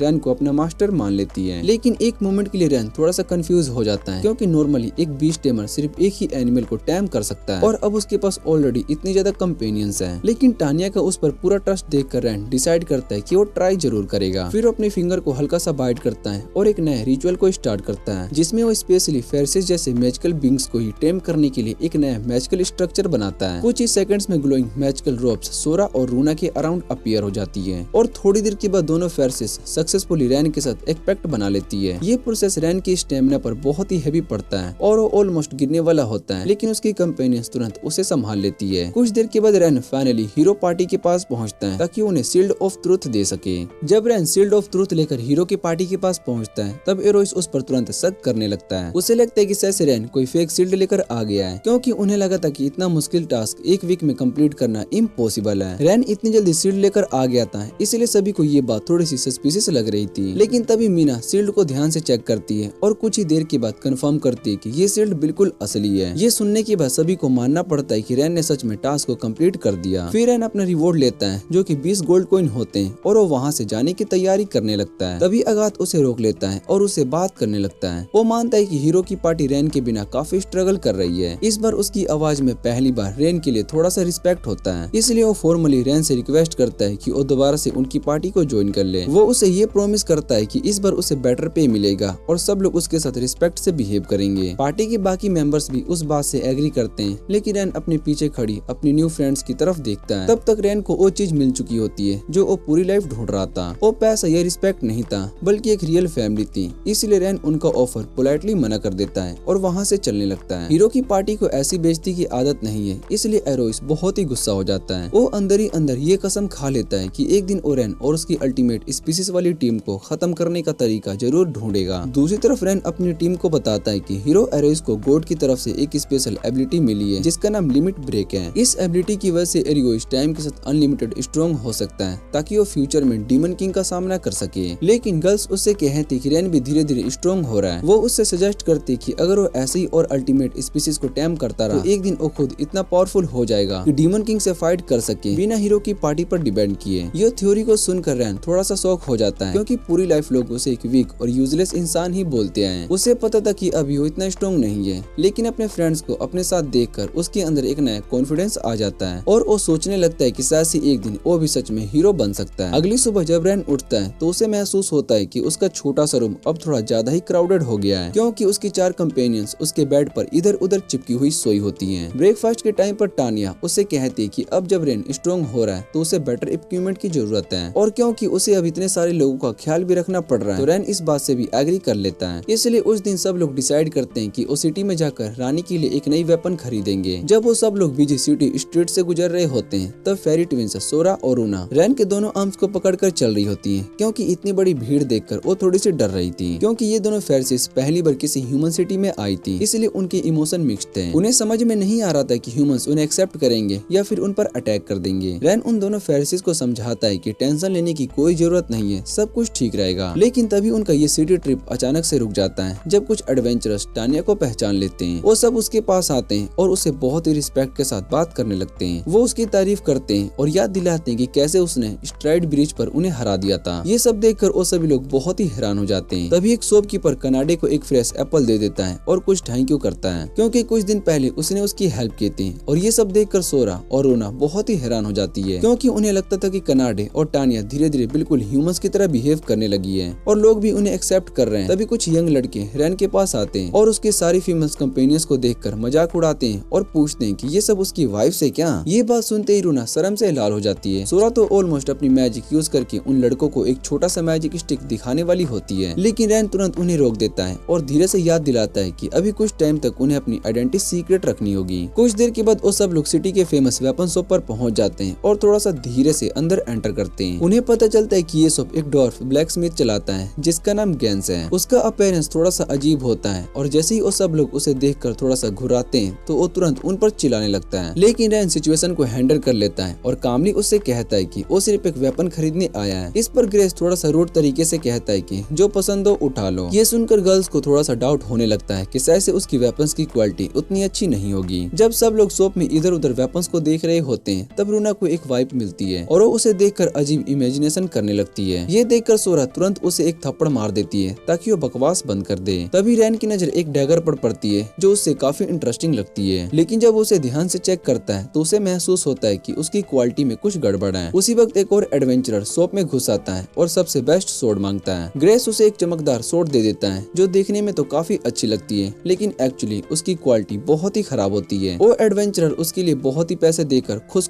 वहाँ से चला जाता है बिना ये समझे कि उसके साथ स्कैम हो गया। ये सब देखकर रैन सीधा ग्रेस से कहता है कि शॉप में रखी ज्यादातर वेपन वीक लग रही है। ये बात सुनते ही ग्रेस के चेहरे पर एक बड़ी सी स्माइल आ जाती है और वो मानता है कि रैन ये आई ऑफ डिटेल्स बहुत ही कमाल की है। गैंस फिर रैन को समझाता है कि उसकी शोरूम में रखी हुई ज्यादातर वेपन्स एक्चुअली बस मेटल के सैंपल पीसेस हैं जो सिर्फ टेस्ट के लिए बनाता है। वो बताता है कि वो आर्गुमेंट एडवेंचरस से थक चुका है जो सोचते हैं कि वो बस एक महंगी सोर्ड खरीद लेने से वो ऑटोमेटिकली पावरफुल बन जाएंगे, और जब उनका इंटरेस्ट खत्म हो जाता है तो उसकी बनाई हुई वेपन को बिना रिस्पेक्ट के साथ छोड़ देते हैं। इस वजह से जेंस अपनी असली और बेस्ट वेपन को सबसे छुपा कर रखा है। वो बस उस कस्टमर का वेट करता है जो कि सच में उसकी क्राफ्टमैनशिप की वैल्यू समझ चुके हैं और उस वेपन को हमेशा यूज कर सके। फिर ओरेन और उसकी टीम को अपनी रियल कलेक्शन दिखाता है। जैसे ही वो अपना सीक्रेट कलेक्शन खोलता है वहाँ पर रखी वेपन से एक बहुत ही पावरफुल और आर्टिस्टिक फील होने लगती है। उन्हें देखकर लग रहा होता है कि जैसे हर वेपन के अंदर एक सोल है। टानिया जो कि स्ट्रेंथ और क्राफ्टमैनशिप को बहुत ही रिस्पेक्ट करती है, वो तुरंत जेंस की फिलोसफी से इंप्रेस हो जाती है और दोनों के बीच अच्छी बॉन्डिंग हो जाती है। जेंस भी बहुत ही हैरान हो जाता है कि रैन जैसे एक सिंपल बीच टेमर ने वेपन की असली क्वालिटी को कैसे पहचान लिया। इसलिए वो रैन से प्रॉमिस करता है कि वो उसके लिए एक स्पेशल पर्सनलाइज्ड वेपन बनाएगा जो कि उसकी एबिलिटी के लायक होगा। लेकिन प्रॉब्लम ये थी कि गेंस के पास मिथ्रिल नाम की एक रेयर ओर्स खत्म हो चुका है जो उस वेपन को फोर्ज करने के लिए जरूरी था।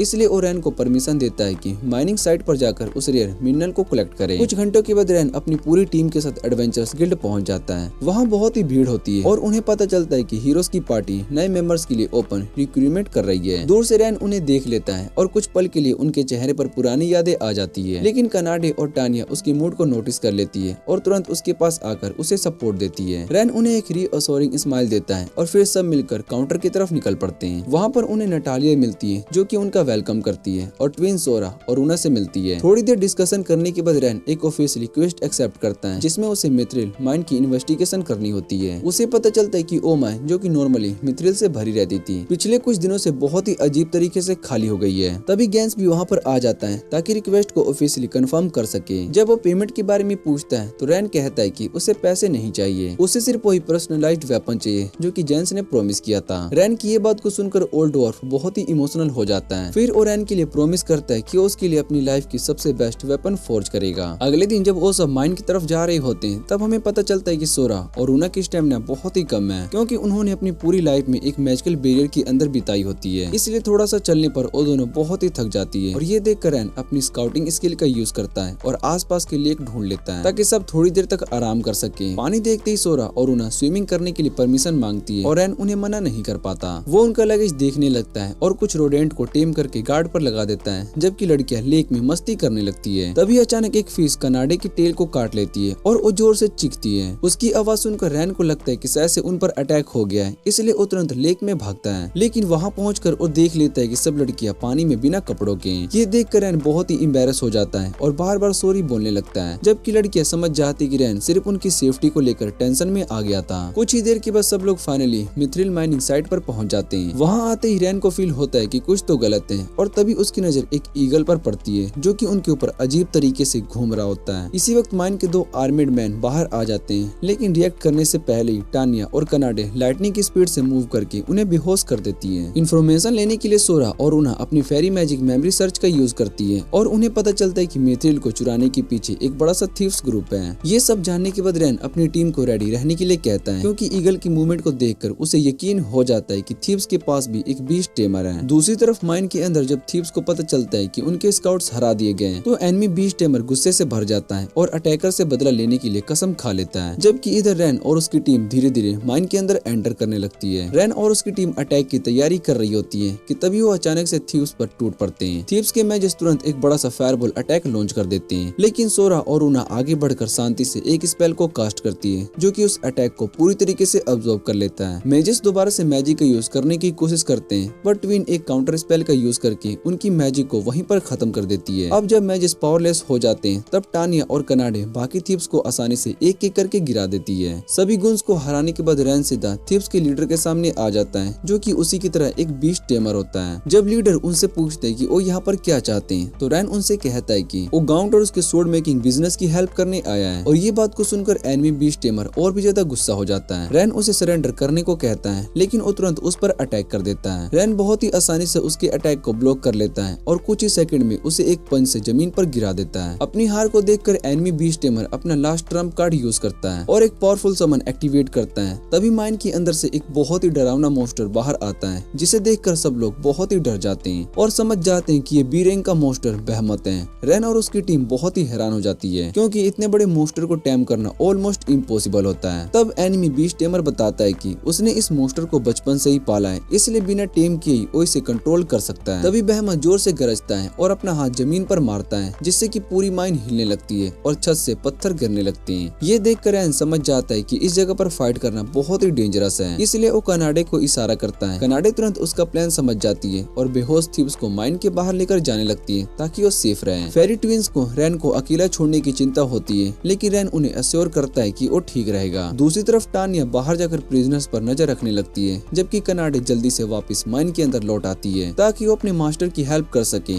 इधर गिरती हुई माइन के अंदर रैन एक साथ बहमत के अटैक और उन पर से गिरते हुए पत्थरों से बचने की कोशिश कर रहा होता है और बैटल और भी डेंजरस होते जा रही होती है। जब रैन गिरते हुए पत्थरों से बचने की कोशिश कर रहा होता है, तभी एक बड़ा सा ब्लाउंडर उसके ऊपर गिरने वाला होता है, लेकिन लास्ट मोमेंट पर कनाडे आकर उसे खींचकर साइड में ले जाती है और उसकी जान बच जाती है। रैन तुरंत उससे पूछता है कि क्या सब लोग सेफ हैं और कनाडे बताती है कि सबको माइन के बाहर सेफ जगह पर लेकर आ गया है। ये सुनने के बाद रैन तुरंत अपना नया प्लान बताता है। वो कहता है कि मैं बहमत को डिस्ट्रैक्ट करूंगा और तुम उसके मास्टर यानी कि एनिमी बीस्ट टेमर को पकड़ने की कोशिश करना, क्योंकि ये मॉन्स्टर अपने मास्टर के कंट्रोल में और अगर उसे पकड़ लिया गया तो सब कुछ खत्म हो जाएगा। तभी अचानक एनिमी बीस्ट टेमर उसके सामने आ जाता है और कहता है कि ओरेन और उसकी पार्टनर को यहीं पर खत्म कर देगा ताकि उसके इलीगल माइनिंग का काम चलता रहे। इसी वक्त बहमत अचानक से उनकी तरफ चार्ज करता है, जिससे कि तुरंत दोनों अलग अलग हो जाते हैं। रैन तुरंत एक फायरबॉल अटैक से मॉन्स्टर का ध्यान अपनी तरफ खींच लेता है और उसी मोमेंट का फायदा उठाकर कनाडे एनिमी बीस्ट टेमर को पकड़ लेती है, लेकिन वो आदमी हार मानने को रेडी नहीं होता है और जोर से बहमत को कमांड देता है कि अटैक करता रहे, इस केव के अंदर सबकी मौत क्यों ना हो जाए। उसकी बात को सुनकर बहमत और भी ज्यादा वायलेंट हो जाता है और पूरी केव हिलने लगती है। रैन समझ जाता है कि अगर उसने अब कुछ नहीं किया तो ये पूरा का पूरा माउंटेन ही गिर सकता है। तब रैन अपने दोस्तों पर भरोसा करते हुए अपनी टेमिंग पावर का फुल पोटेंशियल का यूज करने का फैसला करता है, लेकिन वो मॉन्स्टर को टेम करने की जगह उस मैजिकल बॉन्ड पर फोकस करता है जो बहमत और उसके मास्टर के बीच है। कुछ ही सेकंड्स में बहमत का अटैक रुक जाता है और एनिमी टेमर के हाथ पर बना हुआ टेमिंग एम्बल गायब हो जाता है। रैन ने अपनी पावर से उस कनेक्शन को तोड़ दिया होता है और बहमत पर कंट्रोल ले लिया था। ये देखकर थीफ बहुत ही हैरान हो जाता है और चिल्लाने लगता है कि उसने पूरी लाइफ इस मॉन्स्टर को पाला है। तभी कंफ्यूज्ड बहमत अपने पुराने मास्टर पर ही अटैक करने लगता है। रैन नहीं चाहता था कि वो आदमी अपने ही मॉन्स्टर के हाथों से मर जाए, इसलिए वो मजबूरन एक पावरफुल अटैक से बहमत को खत्म कर देता है। दूसरी तरफ केव के बाहर पकड़े गए थीफ सब सच बता देते हैं। उनका कहना होता है कि वो सब पहले एडवेंचरर बनना चाहते थे, लेकिन गैंस ने उन्हें बेकार वेपन बेचकर उन्हें चीट कर दिया, इसलिए गुस्से में आकर उन्होंने उसकी मिथ्रिल चुराने का प्लान बनाया था। जब बाद में गैंस को ये सब पता चलता है तो वो बहुत ही शर्मिंदा हो जाता है और वो समझ जाता है कि उसका वो टेस्ट ही इस पूरी प्रॉब्लम की असली वजह बन गया था। बाद में जब गैंस को अपनी गलती का एहसास होता है तो वो बहुत ही शर्मिंदा हो जाता है, लेकिन रैन उसे समझाता है कि गलतियां सबसे होती है और अब उसे अपने स्वॉर्ड मेकिंग स्किल पर ध्यान देना चाहिए ताकि वो सब कुछ ठीक कर सके। दूसरी तरफ हीरोज पार्टी के हेडक्वार्टर में अरियोस एक नए बीस्ट टेमर के लिए इंटरव्यू ले रहा होता है, लेकिन वो हर एक एप्लीकेंट को रिजेक्ट कर देता है। जब एक टेमर कहता है कि वो सिर्फ एक बीस्ट को कंट्रोल कर सकता है तो अरियोस उसका मजाक उड़ाता है और पूछता है कि क्या वो अल्टीमेट स्पीसीज को टेम कर सकता है। ये सुनते ही वो आदमी डर जाता है और कहता है कि अल्टीमेट स्पीसीज को कोई इंसान टेम नहीं कर सकता। मीना ये देखकर अरियोस से कहती है कि वो सिर्फ रैन से कंपेयर करके देश के सबसे स्ट्रॉन्ग टेमर को भी रिजेक्ट कर रहा है, लेकिन अरियोस गुस्से में उसे भी चुप रहने को कह देता है। तभी वो अपने हाथ में एक अजीब सा डार्क रिंग पकड़ता है और बदला लेने का सोच रहा होता है। अगली सुबह रैन सोरा और रूना को ब्रेकफास्ट के लिए टाउन ले जाता है, जबकि बाकी सभी लोग सो रहे होते हैं। वहाँ पर उन्हें एक हॉट डॉग स्टैंड मिलता है और ट्विंस को उसका टेस्ट बहुत ही पसंद आता है। खाते वक्त वो रैन से पूछती है कि उनके साथ कॉन्ट्रैक्ट करने के बाद उसे क्या नई पावर मिली। रैन बताता है कि कनाडे ने उसे स्ट्रेंथ दी है और टानिया ने मैजिक, लेकिन फेरी ट्विंस के साथ कॉन्ट्रैक्ट करने के बाद उसे कोई चेंज नहीं फील हुआ। ये सुनकर सोरा और रूना उदास हो जाती है और वो सोचने लगती है कि सैसे और रैन के लिए यूजलेस यूजलेस हैं। लेकिन रैन तुरंत उनके सर पर प्यार से हेड पैट करता है और कहता है कि उसे उनसे कोई पावर नहीं चाहिए, हीरोज पार्टी में उसे सिर्फ यूज किया गया था, इसलिए अब वो सिर्फ ऐसे दोस्तों को चाहता है जो कि उसके साथ खड़े रहे। उसके लिए सोरा और उना बहुत ही प्रीक्यूस कॉमरेड्स हैं और यही उनके लिए काफी है। रैन की बातें सुनकर ट्विंस फिर से खुश हो जाती हैं, लेकिन जैसे ही वो वापस जाने लगते हैं तभी एक घमंडी नोबलमैन अपने गार्ड्स के साथ उनका रास्ता रोक लेता है। वो अपना नाम एडगर बताता है जो कि होरिजोन सिटी के लॉर्ड का बेटा होता है। एडगर सीधा सोरा और उना को अपने साथ चलने का ऑर्डर देता है और जब वो मना करती हैं तो वो गुस्से में अपने गार्ड्स को रैन को घेरने को ऑर्डर दे देता है। रैन कहता है कि वो कभी भी अपने दोस्तों को नहीं छोड़ेगा और जब गार्ड्स अटैक करते हैं तो वो सबको आसानी से हरा देता है। ये देखकर एडगर और भी ज्यादा गुस्सा हो जाता है और एक और ज्यादा पावरफुल क्रूअल प्लान यूज करता है। वो अपने बाकी गार्ड्स को ऑर्डर देता है कि प्लाजा में खड़े इनोसेंट सिविलियन पर अपने वेपन तान दो और सबको होस्टेज बना लो। अब हमें एडगर दिखाई देता है जिसके चेहरे पर एक खतरनाक स्माइल होती है और वो कहता है कि मेरे लिए सब सिविलियन सिर्फ एक टूल है जिसे मैं अपना काम निकलवा सकता हूँ। इधर रैन एक मुश्किल सिचुएशन में फंस चुका होता है क्योंकि वो एक साथ सभी लोगों को नहीं बचा सकता। तभी सोरा और उना कहती है कि वो अपनी फैमिली मैजिक का यूज कर सकती है, लेकिन रैन उन्हें मना कर देता है क्योंकि अगर उनकी असली आइडेंटिटी सबके सामने आ गई तो उनकी नॉर्मल लाइफ खत्म हो जाएगी। तभी रैन को महसूस होता है कि उसके अंदर एक नई पावर जाग रही है। फिर उसे समझ में आता है कि फेरसिस के कॉन्ट्रैक्ट की वजह से अब वो एक साथ मल्टीपल स्पेल कास्ट कर सकता है। ये समझने के बाद रैन बहुत ही सारे छोटे मैजिक सेल समन करता है जो कि नॉन लीथल फायरबॉल बना रहे होते हैं। फिर वो एक ही बार में सभी गार्ड्स पर अटैक कर देता है। एक फ्लैश के साथ एडगर के सभी गार्ड्स बेहोश हो जाते हैं और सभी सिविलियन बिल्कुल सेफ बच जाते हैं। अपनी हार को देखकर एडगर गुस्से में कहता है कि मैं इस बात का बदला जरूर लूंगा और वो वहाँ से भाग जाता है। इधर टाउन के लोग रैन को हीरो की तरह थैंक यू बोलने लगते हैं। तभी एक बूढ़ी औरत रैन को वार्न करती है कि तुम्हें जल्दी से इस सिटी को छोड़ देना चाहिए क्योंकि लॉर्ड तुमसे बदला लेगा। दूसरी तरफ थोड़ी दूर अरियोस खड़ा होकर सब कुछ देख रहा होता है और अपनी डार्क रिंग को रैन की तरफ पॉइंट करता है जिससे कि वो प्लान कर सके कुछ। उसके बाद इनमें रैन को एडगर की असली सच्चाई के बारे में पता चलता है कि वो लड़कियों को किडनैप करके अपने मेंशन में रखता है और उसका फादर जो कि होरिजन सिटी का लॉर्ड है अपनी पावर का यूज करके उसके सभी क्राइम्स को छुपा लेता है। ये सुनने के बाद टानिया बहुत ही गुस्से में आ जाती है और कहती है कि हमें उसके मेंशन को जला देना चाहिए, लेकिन रैन उसे समझाता है कि हमें सोच समझ कर काम करना होगा क्योंकि वो नहीं चाहता है कि सिटी के लोग किसी केओस में फंस जाएं। कुछ देर के लिए रैन खुद को हेल्पलेस महसूस करता है और कैनेडी और टानिया उसे प्रॉमिस करते हैं कि हमेशा उसके साथ रहेगी। अपने दोस्तों का सपोर्ट मिलने के बाद रैन डिसाइड करता है कि वो इस करप्ट सिस्टम को खत्म करके सिटी को सेव कराएगा। दूसरी तरफ रात में एडगर नाइट्स ऑर्डर के कैप्टन गैली को बुलाता है और उसे गोल्ड कॉइन देकर रैन को ढूंढ कर मारने का ऑर्डर देता है। कैप्टन के जाने के बाद एडगर बेल बजाता है और गार्ड्स एक छोटी सी दूरी और बीस्ट गर्ल को रूम में लेकर आते हैं और फिर एडगर अपनी बेइज्जती का सारा गुस्सा उस बेचारी लड़की पर निकालने लगता है, जबकि वो तो सिर्फ ये दुआ कर रही थी कि काश कोई आकर उसे बचा ले। अगली सुबह रैन नाइट्स ऑर्डर के हेडक्वार्टर पहुंचता है ताकि वो एडगर के खिलाफ कंप्लेंट फाइल कर सके, लेकिन वहाँ पर एक नाइट उसकी बात को मजाक समझकर इग्नोर कर देता है और रैन को वार्न करता है कि लॉर्ड के बेटे पर झूठा इल्जाम लगाना एक बहुत ही बड़ा क्राइम है जिसके लिए सजा मौत भी हो सकती है। ये सुनने के बाद रैन को समझ में आ जाता है कि पूरा नाइट्स ऑर्डर एडगर की इन्फ्लुएंस में ही है और कोई भी उसके खिलाफ जाने को रेडी नहीं है। जब रैन वहाँ से बाहर निकल रहा होता है तभी एक औरत उसके सामने आती है जो कि अपना नाम स्टेला बताती है और वो नाइट्स ऑर्डर की वॉइस कैप्टन होती है। स्टेला रैन से कहती है कि उसे शर्म आती है कि नाइट्स ऑर्डर इतना करप्ट हो चुका है क्योंकि ज्यादातर नाइट्स लॉर्ड के पैसों की वजह से ही उसके क्राइम्स को इग्नोर कर देते हैं। वो रैन से मदद मांगती है और कहती है कि अगर तुम मेरी हेल्प करो तो मैं कैप्टन गिले और बाकी करप्ट नाइट को अरेस्ट करके होरिजन में फिर से जस्टिस ला सकती हूँ। रैन पहले थोड़ा सा हेजिटेट करता है लेकिन स्टेला की सच्चाई को देखकर उसकी हेल्प करने के लिए मान जाता है। कुछ दिनों तक वो सब मिलकर एक प्लान बनाते हैं ताकि सिटी के करप्ट नाइट को पकड़ा जा सके। इसी दौरान रैन गेन से भी मिलता है जिसने उसके लिए एक स्पेशल वेपन बना दिया होता है। रात होने पर उनका प्लान शुरू होता है। गिले को एक झूठी इन्फॉर्मेशन मिलती है, उसके करप्शन के सबूत एक वेयर हाउस में रखा हुआ है। ये सुनकर गिले अपने सभी लॉयल नाइट को लेकर वहाँ पर पहुँच जाता है ताकि वो सबूत को डिस्ट्रॉय कर सके, लेकिन जैसे ही वो सब अंदर जाते हैं तभी वेयर हाउस के बड़े गेट्स बंद हो जाते हैं और फेरिसिस की मैजिक से फ्रीज हो जाते हैं। अंदर में एक एक करके सभी नाइट्स पर अटैक होता है और वो सब बेहोश हो जाते हैं। रैन भी अपने नए एस रैंक गाउंटलैंड के साथ उन सभी को आसानी से हरा देता है। आखिर में सिर्फ गिले ही खड़ा हो जाता है जो कि सभी अटैक को रोकने की कोशिश कर रहा होता है। जब वो स्टेला को रैन के साथ देखता है तो वो और भी ज्यादा गुस्से में आ जाता है। स्टेला उसे सरेंडर करने को कहती है और बताती है कि उनके पास उनके क्राइम्स के सबूत हैं, लेकिन गिले मानने को तैयार ही नहीं होता है और वो दोनों के बीच में एक जबरदस्त फाइट शुरू हो जाती है। कुछ देर के बाद गिले अपर हैंड ले लेता है, लेकिन स्टेला को उसकी पुरानी ईमानदारी याद आ जाती है और गुस्से में वो उसे हरा देती है। दूसरी तरफ एडगर अपनी फ्रस्ट्रेशन फिर से बेचारी बीस्ट गर्ल के ऊपर निकाल रहा होता है क्योंकि उसके नाइट्स अरेस्ट हो चुके होते हैं। अब एडगर डरने लगता है कि शायद रेन उसके पास भी पहुंच ना जाए। तभी अचानक अचानक उसके विंडो पर अरियोस आ जाता है और वो एडगर को बताता है कि रैन उतना सिंपल नहीं है जितना वो समझ रहा है। वो कहता है कि रैन के पास कई पावरफुल अल्टीमेट स्पीसीज पावर है जो कि उनसे बहुत ही ज्यादा डेंजरस बना देती है।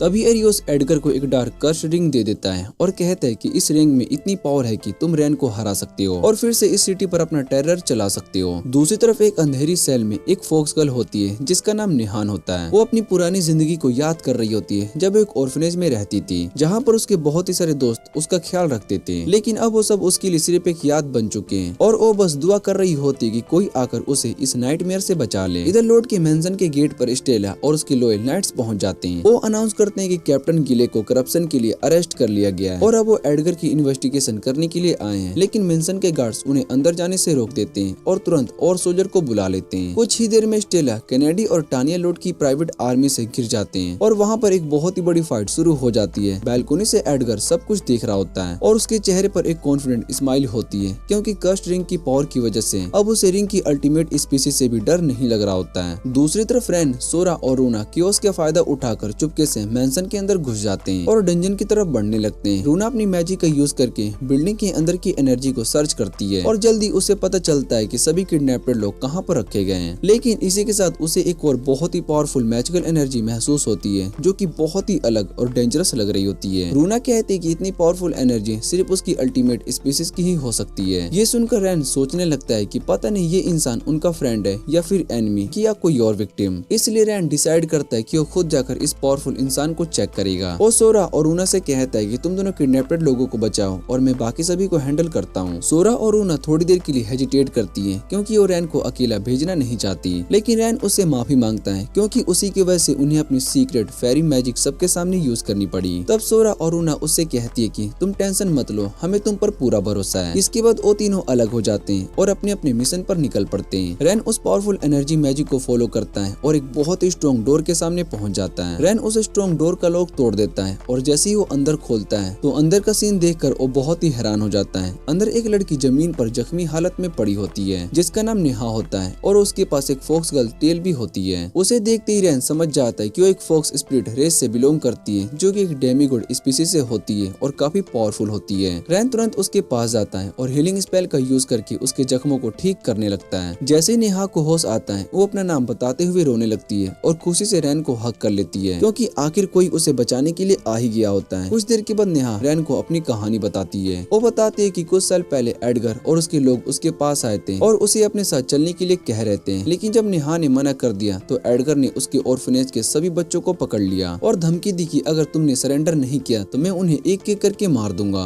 अपने दोस्तों को बचाने के लिए नेहा मजबूर होकर खुद को एडगर के हवाले कर देती है। उसके बाद एडगर उसके गले में एक पावरफुल स्लेव कॉलर पहना देता है जिससे कि उसकी सारी डिवाइन पावर्स सील हो जाती है। तब से लेकर आज तक एडगर उसे बहुत ही टॉर्चर करता रहा और उसे बहुत ही ह्यूमिलेशन झेलनी पड़ी। ये सब सुनने के बाद रैन थोड़ा सा गुस्से में आ जाता है और डिसाइड करता है कि वो तुरंत इस कॉलर को तोड़कर नेहा को फ्री करेगा, लेकिन नेहा उसे वार्न करती कि ये कॉलर एक डेडली कर्स से प्रोटेक्टेड है और अगर कोई इसे हटाने की कोशिश करेगा तो उसकी जान भी जा सकती है। फिर भी रैन रुकता नहीं है और अपनी पूरी पावर उस कॉलर पर फोकस करता है। कर्स्ड मैजिक उसे जोर से सोख देता है और रैन को बहुत ही दर्द होता है, लेकिन फिर भी वो हार नहीं मानता। आखिर रैन उस कर्स्ट को तोड़ देता है और नेहा को सालों बाद उस कॉलर से आजादी मिल जाती है। दूसरी तरफ मेंशन के बाहर भी जबरदस्त फाइट चल रही होती है जहाँ पर कैनेडी और टानिया एडगर के गार्ड्स को आसानी से हरा रही होती है। हारते हुए सोल्जर्स घबराकर मेंशन के स्टाफ को ह्यूमन शील्ड बनाने की कोशिश कर रहे होते हैं। जैसे ही सोल्जर्स मेंशन के स्टाफ को ह्यूमन शील्ड बनाने की कोशिश करते हैं तभी आसमान से बहुत ही सारे फायरबॉल उन पर गिरने लगते हैं और कुछ ही पल में सभी सोल्जर्स बेहोश हो जाते हैं जबकि होस्टेज बिल्कुल सेफ रहते हैं। तभी वहाँ पर सोरा और रूना आ जाती है और वो बताती कि उन्होंने सभी किडनैप्ड लोगों को रेस्क्यू कर लिया है और उन्हें टेलीपोर्ट करके सेफ जगह पर भेज दिया है। अब जब सभी इनोसेंट लोग सेफ हो चुके हैं तो अब उन्हें अपनी असली पावर छुपाने की जरूरत नहीं रही। दूसरी तरफ रैन भी नेहा को लेकर मेंशन के मेन हॉल में पहुंच जाता है जहां पर सभी लोग एक बार फिर से मिलते हैं। सब लोग बहुत ही हैरान हो जाते हैं कि रैन के साथ एक नई लड़की होती है, लेकिन कैनेडी उसकी फ्लफी टेल को देखकर उसे प्यार से हक करने लगती है। तभी मेंशन का लॉर्ड वहां पर आ जाता है और उन्हें अपने घर के अंदर देखकर बहुत ही शौक हो जाता है। रैन तुरंत अपने गेवलेट का यूज करके उसे पकड़ लेता है और स्टेला उसे अरेस्ट करने के लिए लिए आगे बढ़ती है, लेकिन तभी एडगर वहाँ पर आ जाता है और बिना देरी किए कस्ट रिंग को एक्टिवेट कर देता है। रिंग से एक शैडोई रिपर जैसा मॉन्स्टर बाहर निकलता है जो कि अपनी साइड से अटैक करता है और डार्क एनर्जी की वेव रैन को लगती है जिससे कि वो जमीन पर गिर जाती है। दूर खड़ा अरियोस ये सब महसूस करके स्माइल करता है और सोचता है कि शायद से रैन अब खत्म हो चुका है, लेकिन कुछ ही सेकंड के बाद रैन वापस से उठकर खड़ा हो जाता है जैसे उसे कुछ हुआ ही ना हो। ये देखकर सभी लोग बहुत ही हैरान हो जाते हैं क्योंकि रिपर ने उस पर इंस्टेंट डेथ स्पेल यूज किया होता है जो किसी को भी तुरंत मार सकता था। इस बात को चेक करने के लिए रूना रैन पर एक पावरफुल पॉइजन स्पेल यूज करती है, लेकिन उसका भी रैन पर कोई इफेक्ट नहीं पड़ता। तब रूना बताती कि फेरी सिस्टर्स के साथ कॉन्ट्रैक्ट बनाने के बाद रैन को दोनों ही एबिलिटीज मिली है। पहली एबिलिटी एक साथ मल्टीपल स्पेल कास्ट करने और दूसरी एबिलिटी ये है कि सभी मैजिकल पावर्स को कम्प्लीटली नलीफाई कर देना। इधर एडगर बहुत ही गुस्से में आ जाता है क्योंकि उसका सबसे बड़ा ट्रम्प कार्ड फेल हो चुका था। उसका गुस्सा कस्ट रिंग की पावर को और ज्यादा बढ़ा देता है और धीरे धीरे ओ रिंग एडगर को ही कंट्रोल करने लगती है। कुछ ही पल में एडगर का पूरा बॉडी एक ब्लैक स्मेली सब्सटेंस में कवर हो जाता है और एक खतरनाक डीमन में ट्रांसफॉर्म हो जाता है। रैन उस डीमन को देखकर एक पल के लिए डर जाता है क्योंकि ये वही मॉन्स्टर होता है जिसने कभी उसका विलेज डिस्ट्रॉय कर दिया था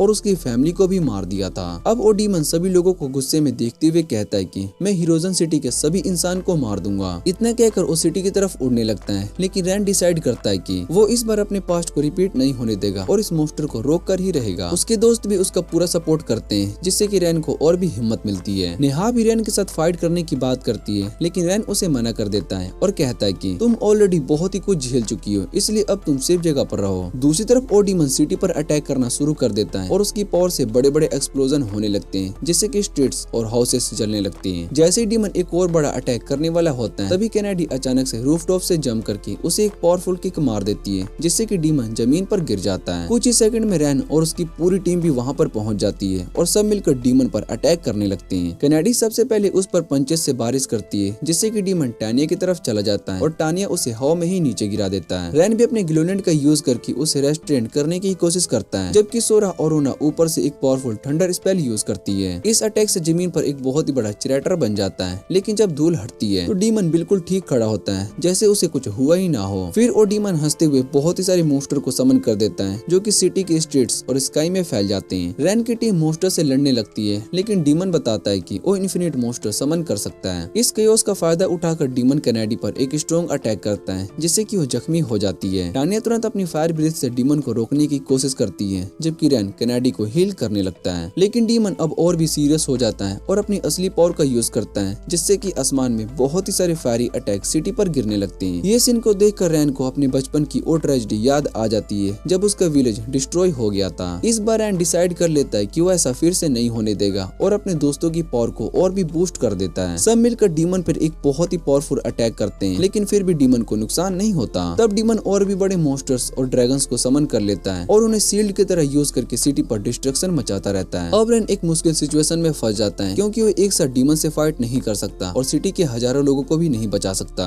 तभी सोरा और रूना आगे बढ़ती है और रैन को एक नया सोल्यूशन बताने वाली होती है। तब सोरा और रूना एक प्लान बताती है। वो कहती है कि वो अपनी फेरी मैजिक का यूज करके एक बहुत ही बड़ा पोर्टल खोल सकती है जिससे कि सिटी के सभी लोगों को टेलीपोर्ट करके सेफ जगह पर भेजा जा सकता है। जब वो अपना प्लान बताना शुरू करती है तब दूसरी तरफ अरियोस और उसकी हीरोज पार्टी सोच रही होती है कि क्या उन्हें इस फाइट में हेल्प करनी चाहिए। मीना उसे मदद करने के लिए कहती है, लेकिन अरियोस ठंडे आवाज में मना कर देता है और कहता है कि हमेशा मिशन सिर्फ डीमन किंग को करना चाहिए। लेकिन अरियोस ठंडे आवाज में मना कर देता है और कहता है कि हमारा मिशन सिर्फ डीमन किंग को हराना है। असल में अरियोस खुश होता है कि रैन उसे डीमन के हाथ मारा जाए जिसने उसकी फैमिली को कभी खत्म कर दिया था। इधर ट्विंस स्टेला और उसके नाइट साथ मिलकर सिटी के लोगों को एवैक्यूएट करना शुरू कर देते हैं। शुरू में लोग फेरसिस पर भरोसा नहीं करते हैं क्योंकि पुरानी कहानियों में सुना गया था कि फेरसिस ह्यूमन से नफरत करती है। लेकिन एक हॉट डॉग सेलर सबसे पहले आगे बढ़ता है और पोर्टल की तरफ चल जाता है। उसके बाद वो सब लोग भी आगे बढ़ने लगते हैं जिनकी रैन ने कभी मदद की थी। उन्हें देखकर बाकी सिटीजन्स को भी हिम्मत मिल जाती है और सब लोग पोर्टल के पास जमा होने लगते हैं। जब टेलीपोर्टेशन शुरू होती है तभी मॉन्स्टर उस जगह पर अटैक कर देते हैं, लेकिन उसी वक्त होरिजन गिल्ड के एडवेंचरर्स वहां पर पहुंच जाते हैं और नटाली के सेल पर सब मिलकर उस लोगों की प्रोटेक्शन करने लगते हैं। गैंस भी वहां पर आ जाता है और ओरेन का एहसान चुकाने के लिए सभी एडवेंचरर को अपने बेस्ट वेपन फ्री में दे देता है। अब सब मिलकर मॉन्स्टर को रोकने लगते हैं ताकि रैन डीमन पर ध्यान दे सके। इधर रैन समझ जाता है कि डीमन को हराने के लिए उसके पास पहुंचना बहुत ही जरूरी है, लेकिन वो काफी दूर है। टानिया उसे लेकर जा सकती थी, लेकिन उसका डीमन फॉर्म डीमन के लिए एक बहुत ही बड़ा टारगेट बन जाता। तभी नेहा वहाँ पर आ जाती है और वो कहती कि अब वो विक्टिम बनकर नहीं रहेगी और रैन की मदद करेगी। फिर वो अपनी पूरी डेमीगॉड एबिलिटी एबिलिटी रिवील करती है जिससे कि वो एक पल में किसी भी जगह पर टेलीपोर्ट हो सकती है। अब फाइनल प्लान बन जाता है, कैनेडी और टानिया एडवेंचरर्स के साथ मिलकर मॉन्स्टर को रोकेंगे, जबकि रैन और नेहा सीधा डीमन पर अटैक करेंगे। नेहा रैन को पकड़कर बैटलफील्ड में टेलीपोर्ट करने लगती है और दोनों डीमन के पावरफुल अटैक को डॉज करते हुए उसके पास पहुंचने लगते हैं। जैसे ही वो करीब पहुंचते हैं, रैन अपनी पावर को और भी बूस्ट करता है क्योंकि अब एक बहुत ही बड़ा रिस्क लेने वाला होता है। रैन डिसाइड करता है कि वो डीमन की कंट्रोल पावर को तोड़कर उसके मॉन्स्टर को ही अपने कंट्रोल में लेने की कोशिश करेगा और फिर एक पल में रैन डीमन की बैक पर लैंड करता है और अपने दोनों हाथ उस पर रख देता है। जैसे ही रैन डीमन की बैक पर अपने हाथ को रखता है, तभी उसके अंदर बहुत ही खतरनाक डिमोनोइक एनर्जी घुसने लगती है, जिससे रैन को बहुत ही तेज दर्द होने लगता है। लेकिन रैन अपने दोस्तों और अपनी नई फैमिली की यादों को याद करता है और वही यादें उसे हिम्मत देती है कि वो इस दर्द को सह सके। तभी रैन की टेमिंग पावर अचानक से बहुत ही स्ट्रॉन्ग हो जाती है और वो डीमन का कंट्रोल उसके मॉन्स्टर से तोड़ देता है। अगले ही पल रैन पूरी ड्रैगन आर्मी पर अपना कंट्रोल हासिल कर लेता है, जिससे कि डीमन भी शॉक हो जाता है। फिर रैन उन सभी ड्रैगन्स को कमांड देता है कि अपने ही मास्टर पर अटैक करो। कुछ ही सेकंड्स में डीमन अपनी ही पावरफुल आर्मी के अटैक से खत्म हो जाता है और फाइट फाइनली एंड हो जाती है। लेकिन फाइट के बाद नेहा थकान की वजह से हवा में ही बेहोश हो जाती है। रैन तुरंत उसे पकड़ लेता है, लेकिन दोनों आसमान से नीचे गिरने लगते हैं। तभी टानिया अपने ड्रैगन फॉर्म में उड़ते हुए आती है और वो दोनों को बचाकर सेफली जमीन पर ले आती है। नीचे सभी लोग उनका वेट कर रहे होते हैं और रैन की टीम की विक्ट्री को देखकर सब बहुत ही खुश हो जाते हैं। कुछ दिनों के बाद होराइजन सिटी धीरे धीरे नॉर्मल होने लगती है और लोगों में फिर से उम्मीद जागने लगती है। नेहा अब बिल्कुल सेफ होती है और वो रैन से कहती है कि अब वो उसके साथ और उसकी पार्टी के साथ रहना चाहती है। रैन पहले थोड़ा सा हेजिटेट करता है क्योंकि एक डेमीगॉड को टेम करना इम्पॉसिबल है, लेकिन उसके दोस्त उसे याद दिलाते हैं कि रैन पहले ही बहुत ही इम्पॉसिबल काम कर चुका है। इसलिए रैन भी डिसाइड करता है कि वो ट्राई करेगा और रिचुअल को परफॉर्म करता है। कुछ ही पल में रिचुअल सक्सेसफुल हो जाता है और नेहा ऑफिशियली रैन की पार्टी का हिस्सा बन जाती है। कैनेडी एक नई छोटी सिस्टर मिलने से बहुत ही खुश होती है और टानिया भी उसे प्यार से हक करने लगती है। बाद में जब वो सब एडवेंचरस गिल्ड जाते हैं, वहाँ पर स्टेला से मिलते हैं जो नाइट्स ऑर्डर की नई कैप्टन बन चुकी होती है और रैन का दिल से शुक्रिया अदा करती है और कहती है कि अगर रैन नहीं होता तो होराइजन सिटी कब का डिस्ट्रॉय हो चुका होता। डीमन को हराने और सिटी को बचाने के बाद नेटाली रैन को एक और गुड न्यूज देती है। गिल्ड के सारे एडवेंचरस मिलकर डिसाइड करते कि रैन को स्पेशल प्रमोशन मिलना चाहिए। इसी वजह से रैन को सीधा ई रैंक से सी रैंक तक प्रमोट कर दिया जाता है। अब रैन की पार्टी में टोटल 6 मेंबर्स हो चुके होते हैं, इसलिए रैन नेटाली से कहता है कि उनका छोटा सा होटल रूम अब सबके लिए काफी नहीं है। तब नेटाली थोड़ी सी शरारती वाली स्माइल के साथ सजेस्ट करती है कि बड़ा रूम रेंट करने की जगह पर वो लोग एक घर ही खरीद ले। अंदर ही अंदर वो चाहती है कि रैन परमानेंटली होराइजन सिटी में सेटल हो जाए। गर्ल्स को ये आइडिया बहुत ही पसंद आता है क्योंकि सब के सब एक रियल होम में साथ रह सकते हैं। आखिर में रैन को उनकी बात माननी पड़ती है। कुछ नॉर्मल और बोरिंग हाउसेस देखने के बाद नेटाली उन्हें एक लास्ट ऑप्शन दिखाती है, एक बड़ा और ब्यूटीफुल मैंशन जिसमें ह्यूज यार्ड और बड़ा सा बाथटब भी है। और सबसे शॉकिंग बात ये होती है कि प्राइस भी बहुत ही सस्ता है। टानिया को इतना सस्ता डील थोड़ा सा सस्पिशियस लगता है। तब नेटाली सच बताते कि ये हाउस हॉन्टेड है। ये सुनते ही कनाडे बहुत ही डर जाती है क्योंकि उसे गोश्त से बहुत ही डर लगता है। नेटाली बताती है कि गोश्त बस छोटी छोटी प्रैंक्स करती है, जैसे पीलो के साथ मजाक करना या फिर बाथ वाटर ठंडा कर देना। बाकी सभी को ये थोड़ा सा फनी लगता है, लेकिन कनाडे सीधा बोल देती है कि वो तो घर के बाहर ही सो जाएगी। फिर भी रैन डिसाइड करता है कि पहले मैंसन को चेक कर लेना चाहिए। जब सब लोग अंदर जाते हैं तो मैंसन थोड़ा सा डस्टी होता है, लेकिन सरप्राइजली क्लीन भी लगता है। तभी नेहा चीख देती है और कनाडे डर के मारे उछल पड़ती है। कुछ ही पल के बाद फर्नीचर खुद ही हिलने लगता है और एक बहुत ही स्केरी आवाज उन्हें वहाँ से निकलने को कहती है। तभी उनके सामने मेड का गोस्टली फिगर अपीयर होता है। ट्विंस अपनी मैजिक से उन्हें भगाने की कोशिश करती है, लेकिन गोस्ट बहुत ही फास्ट होती है और उनके अटैक को डॉज कर लेती है। टानिया नोटिस करती है कि गोस्ट के पास कोई रियल पावर्स नहीं है। तब पता चलता है कि उस गोस्ट का नाम टीना है। टीना फिर ग्रुप के सबसे डरपोक मेंबर कनाडे को टारगेट करती है और उसे कॉर्नर कर लेती है, लेकिन यही उसकी सबसे बड़ी गलती बन जाती है। कनाडे का फेयर उतना ज्यादा बढ़ जाता है कि पैनिक में उसकी इंस्टिंक्ट्स एक्टिवेट हो जाती है। वो अचानक जंप करके अटैक कर देती है और सरप्राइजली उसका फिजिकल अटैक गोस्ट को भी डैमेज कर देता है। कनाडे के अटैक के बाद ट्विंस तुरंत एक मैजिक बैरियर बनाकर गोस्ट को ट्रैप कर लेती है। तब रैन आगे बढ़कर सिचुएशन को काम करता है। फिर रैन अपनी एक सरप्राइजिंग स्किल दिखाता है जो कि उसने एक ओल्ड मैन से सीखी थी, फैंटोम्स को टैम करना। वो अपनी पावर का यूज करके टीना की मूवमेंट्स को कंट्रोल कर लेता है और उसे वहीं पर फ्रीज कर देता है। अब टानिया समझ जाती है कि बचने का कोई चांस नहीं है, इसलिए वो अपनी कहानी बताती है। वो बताती है कि 30 साल पहले वो इसी मिशन में मेड थी, लेकिन उसकी क्रूल और वुमेनाइजर मास्टर ने उसकी जान ले ली। तब से उसकी स्पिरिट इसी घर में फंसी हुई है, लेकिन रैन उसे भगाने की कुछ और अनएक्सपेक्टेड करता है। वो कनाडे से पूछते हैं क्या वो टीना के साथ रहने की कोशिश कर सकती है। रैन पर पूरा ट्रस्ट करते हुए कनाडे थोड़ी सी नर्वस होकर हाँ बोल देती है। तब रैन टीना से पूछता है कि क्या वो उनके साथ उनकी पार्टी का हिस्सा बनकर रहना चाहती है। रैन की काइंडनेस को देखकर टीना बहुत ही शौक हो जाती है और बाकी गर्ल्स भी स्माइल करते हुए बताती है कि रैन हमेशा ऐसा ही है। आखिर में टीना भी खुशी खुशी उनके साथ रहने के लिए एग्री कर लेती है। है। दूसरी तरफ एरियोस और उसकी हीरोज पार्टी एक शॉपकीपर से फ्री सप्लाईज लेने की कोशिश करते हैं, लेकिन शॉपकीपर उन्हें क्राउडेड कहकर मना कर देता है, क्योंकि जब सिटी पर अटैक हुआ था तब उन्होंने कुछ भी नहीं किया था। बाकी सिटीजन्स भी उन्हें सुनाने लगते हैं और कहते हैं कि होरिजन का असली हीरो रैन है। ये सुनते ही एरियोस गुस्से में उस आदमी की शॉप को तोड़ देता है और रैन से नफरत करते हुए वहाँ से चला जाता है। उस रात रैन और उसकी न्यू फैमिली अपने घर में पहली बार साथ डिनर करते हैं। टीना, सोरा और रूना मिलकर एक बहुत ही बड़ा फीस्ट प्रिपेयर करती हैं। खाने के वक्त नेहा की आंखों में आंसू आ जाते हैं और रैन को थैंक यू बोलती है। वो कहते हैं कि बहुत ही टाइम के बाद उसे लग रहा है कि अब वो अकेली नहीं है। उसकी बात रैन के दिल को टच कर जाती है। उसका पास्ट याद आता है जब उसने अपनी फैमिली और घर सब कुछ खो दिया था और वो अंदर से बिल्कुल अकेला हो गया था। अब जब वो टेबल पर अपनी न्यू फैमिलीज को देखता है तो उसे एक रियल कंपेनियनशिप का वार्मथ फील होता है। उसके दिल का सालों से खाली पड़ा हिस्सा फाइनली भर जाता है। इमोशन से ओवरवेल्म होकर रैन की आंखों में आंसू आ जाते हैं। गर्ल्स उससे पूछती कि क्या हुआ, लेकिन रैन मजाक में बोल देता है कि वो बस बहुत ज्यादा हंगरी है। लेकिन अंदर से रैन जानता था कि ये खुशी के आंसू है, क्योंकि अब उसे फाइनली एक नई फैमिली मिल चुकी है जिसे वो अपना कह सकता है। इसी के साथ इस एनिमे का ये सीजन फाइनली यहीं पर एंड हो जाता है। अगर आपको ये वीडियो अच्छी लगे तो वीडियो को लाइक करके चैनल को सब्सक्राइब जरूर कर लेना। तो मिलते हैं अगली वीडियो में।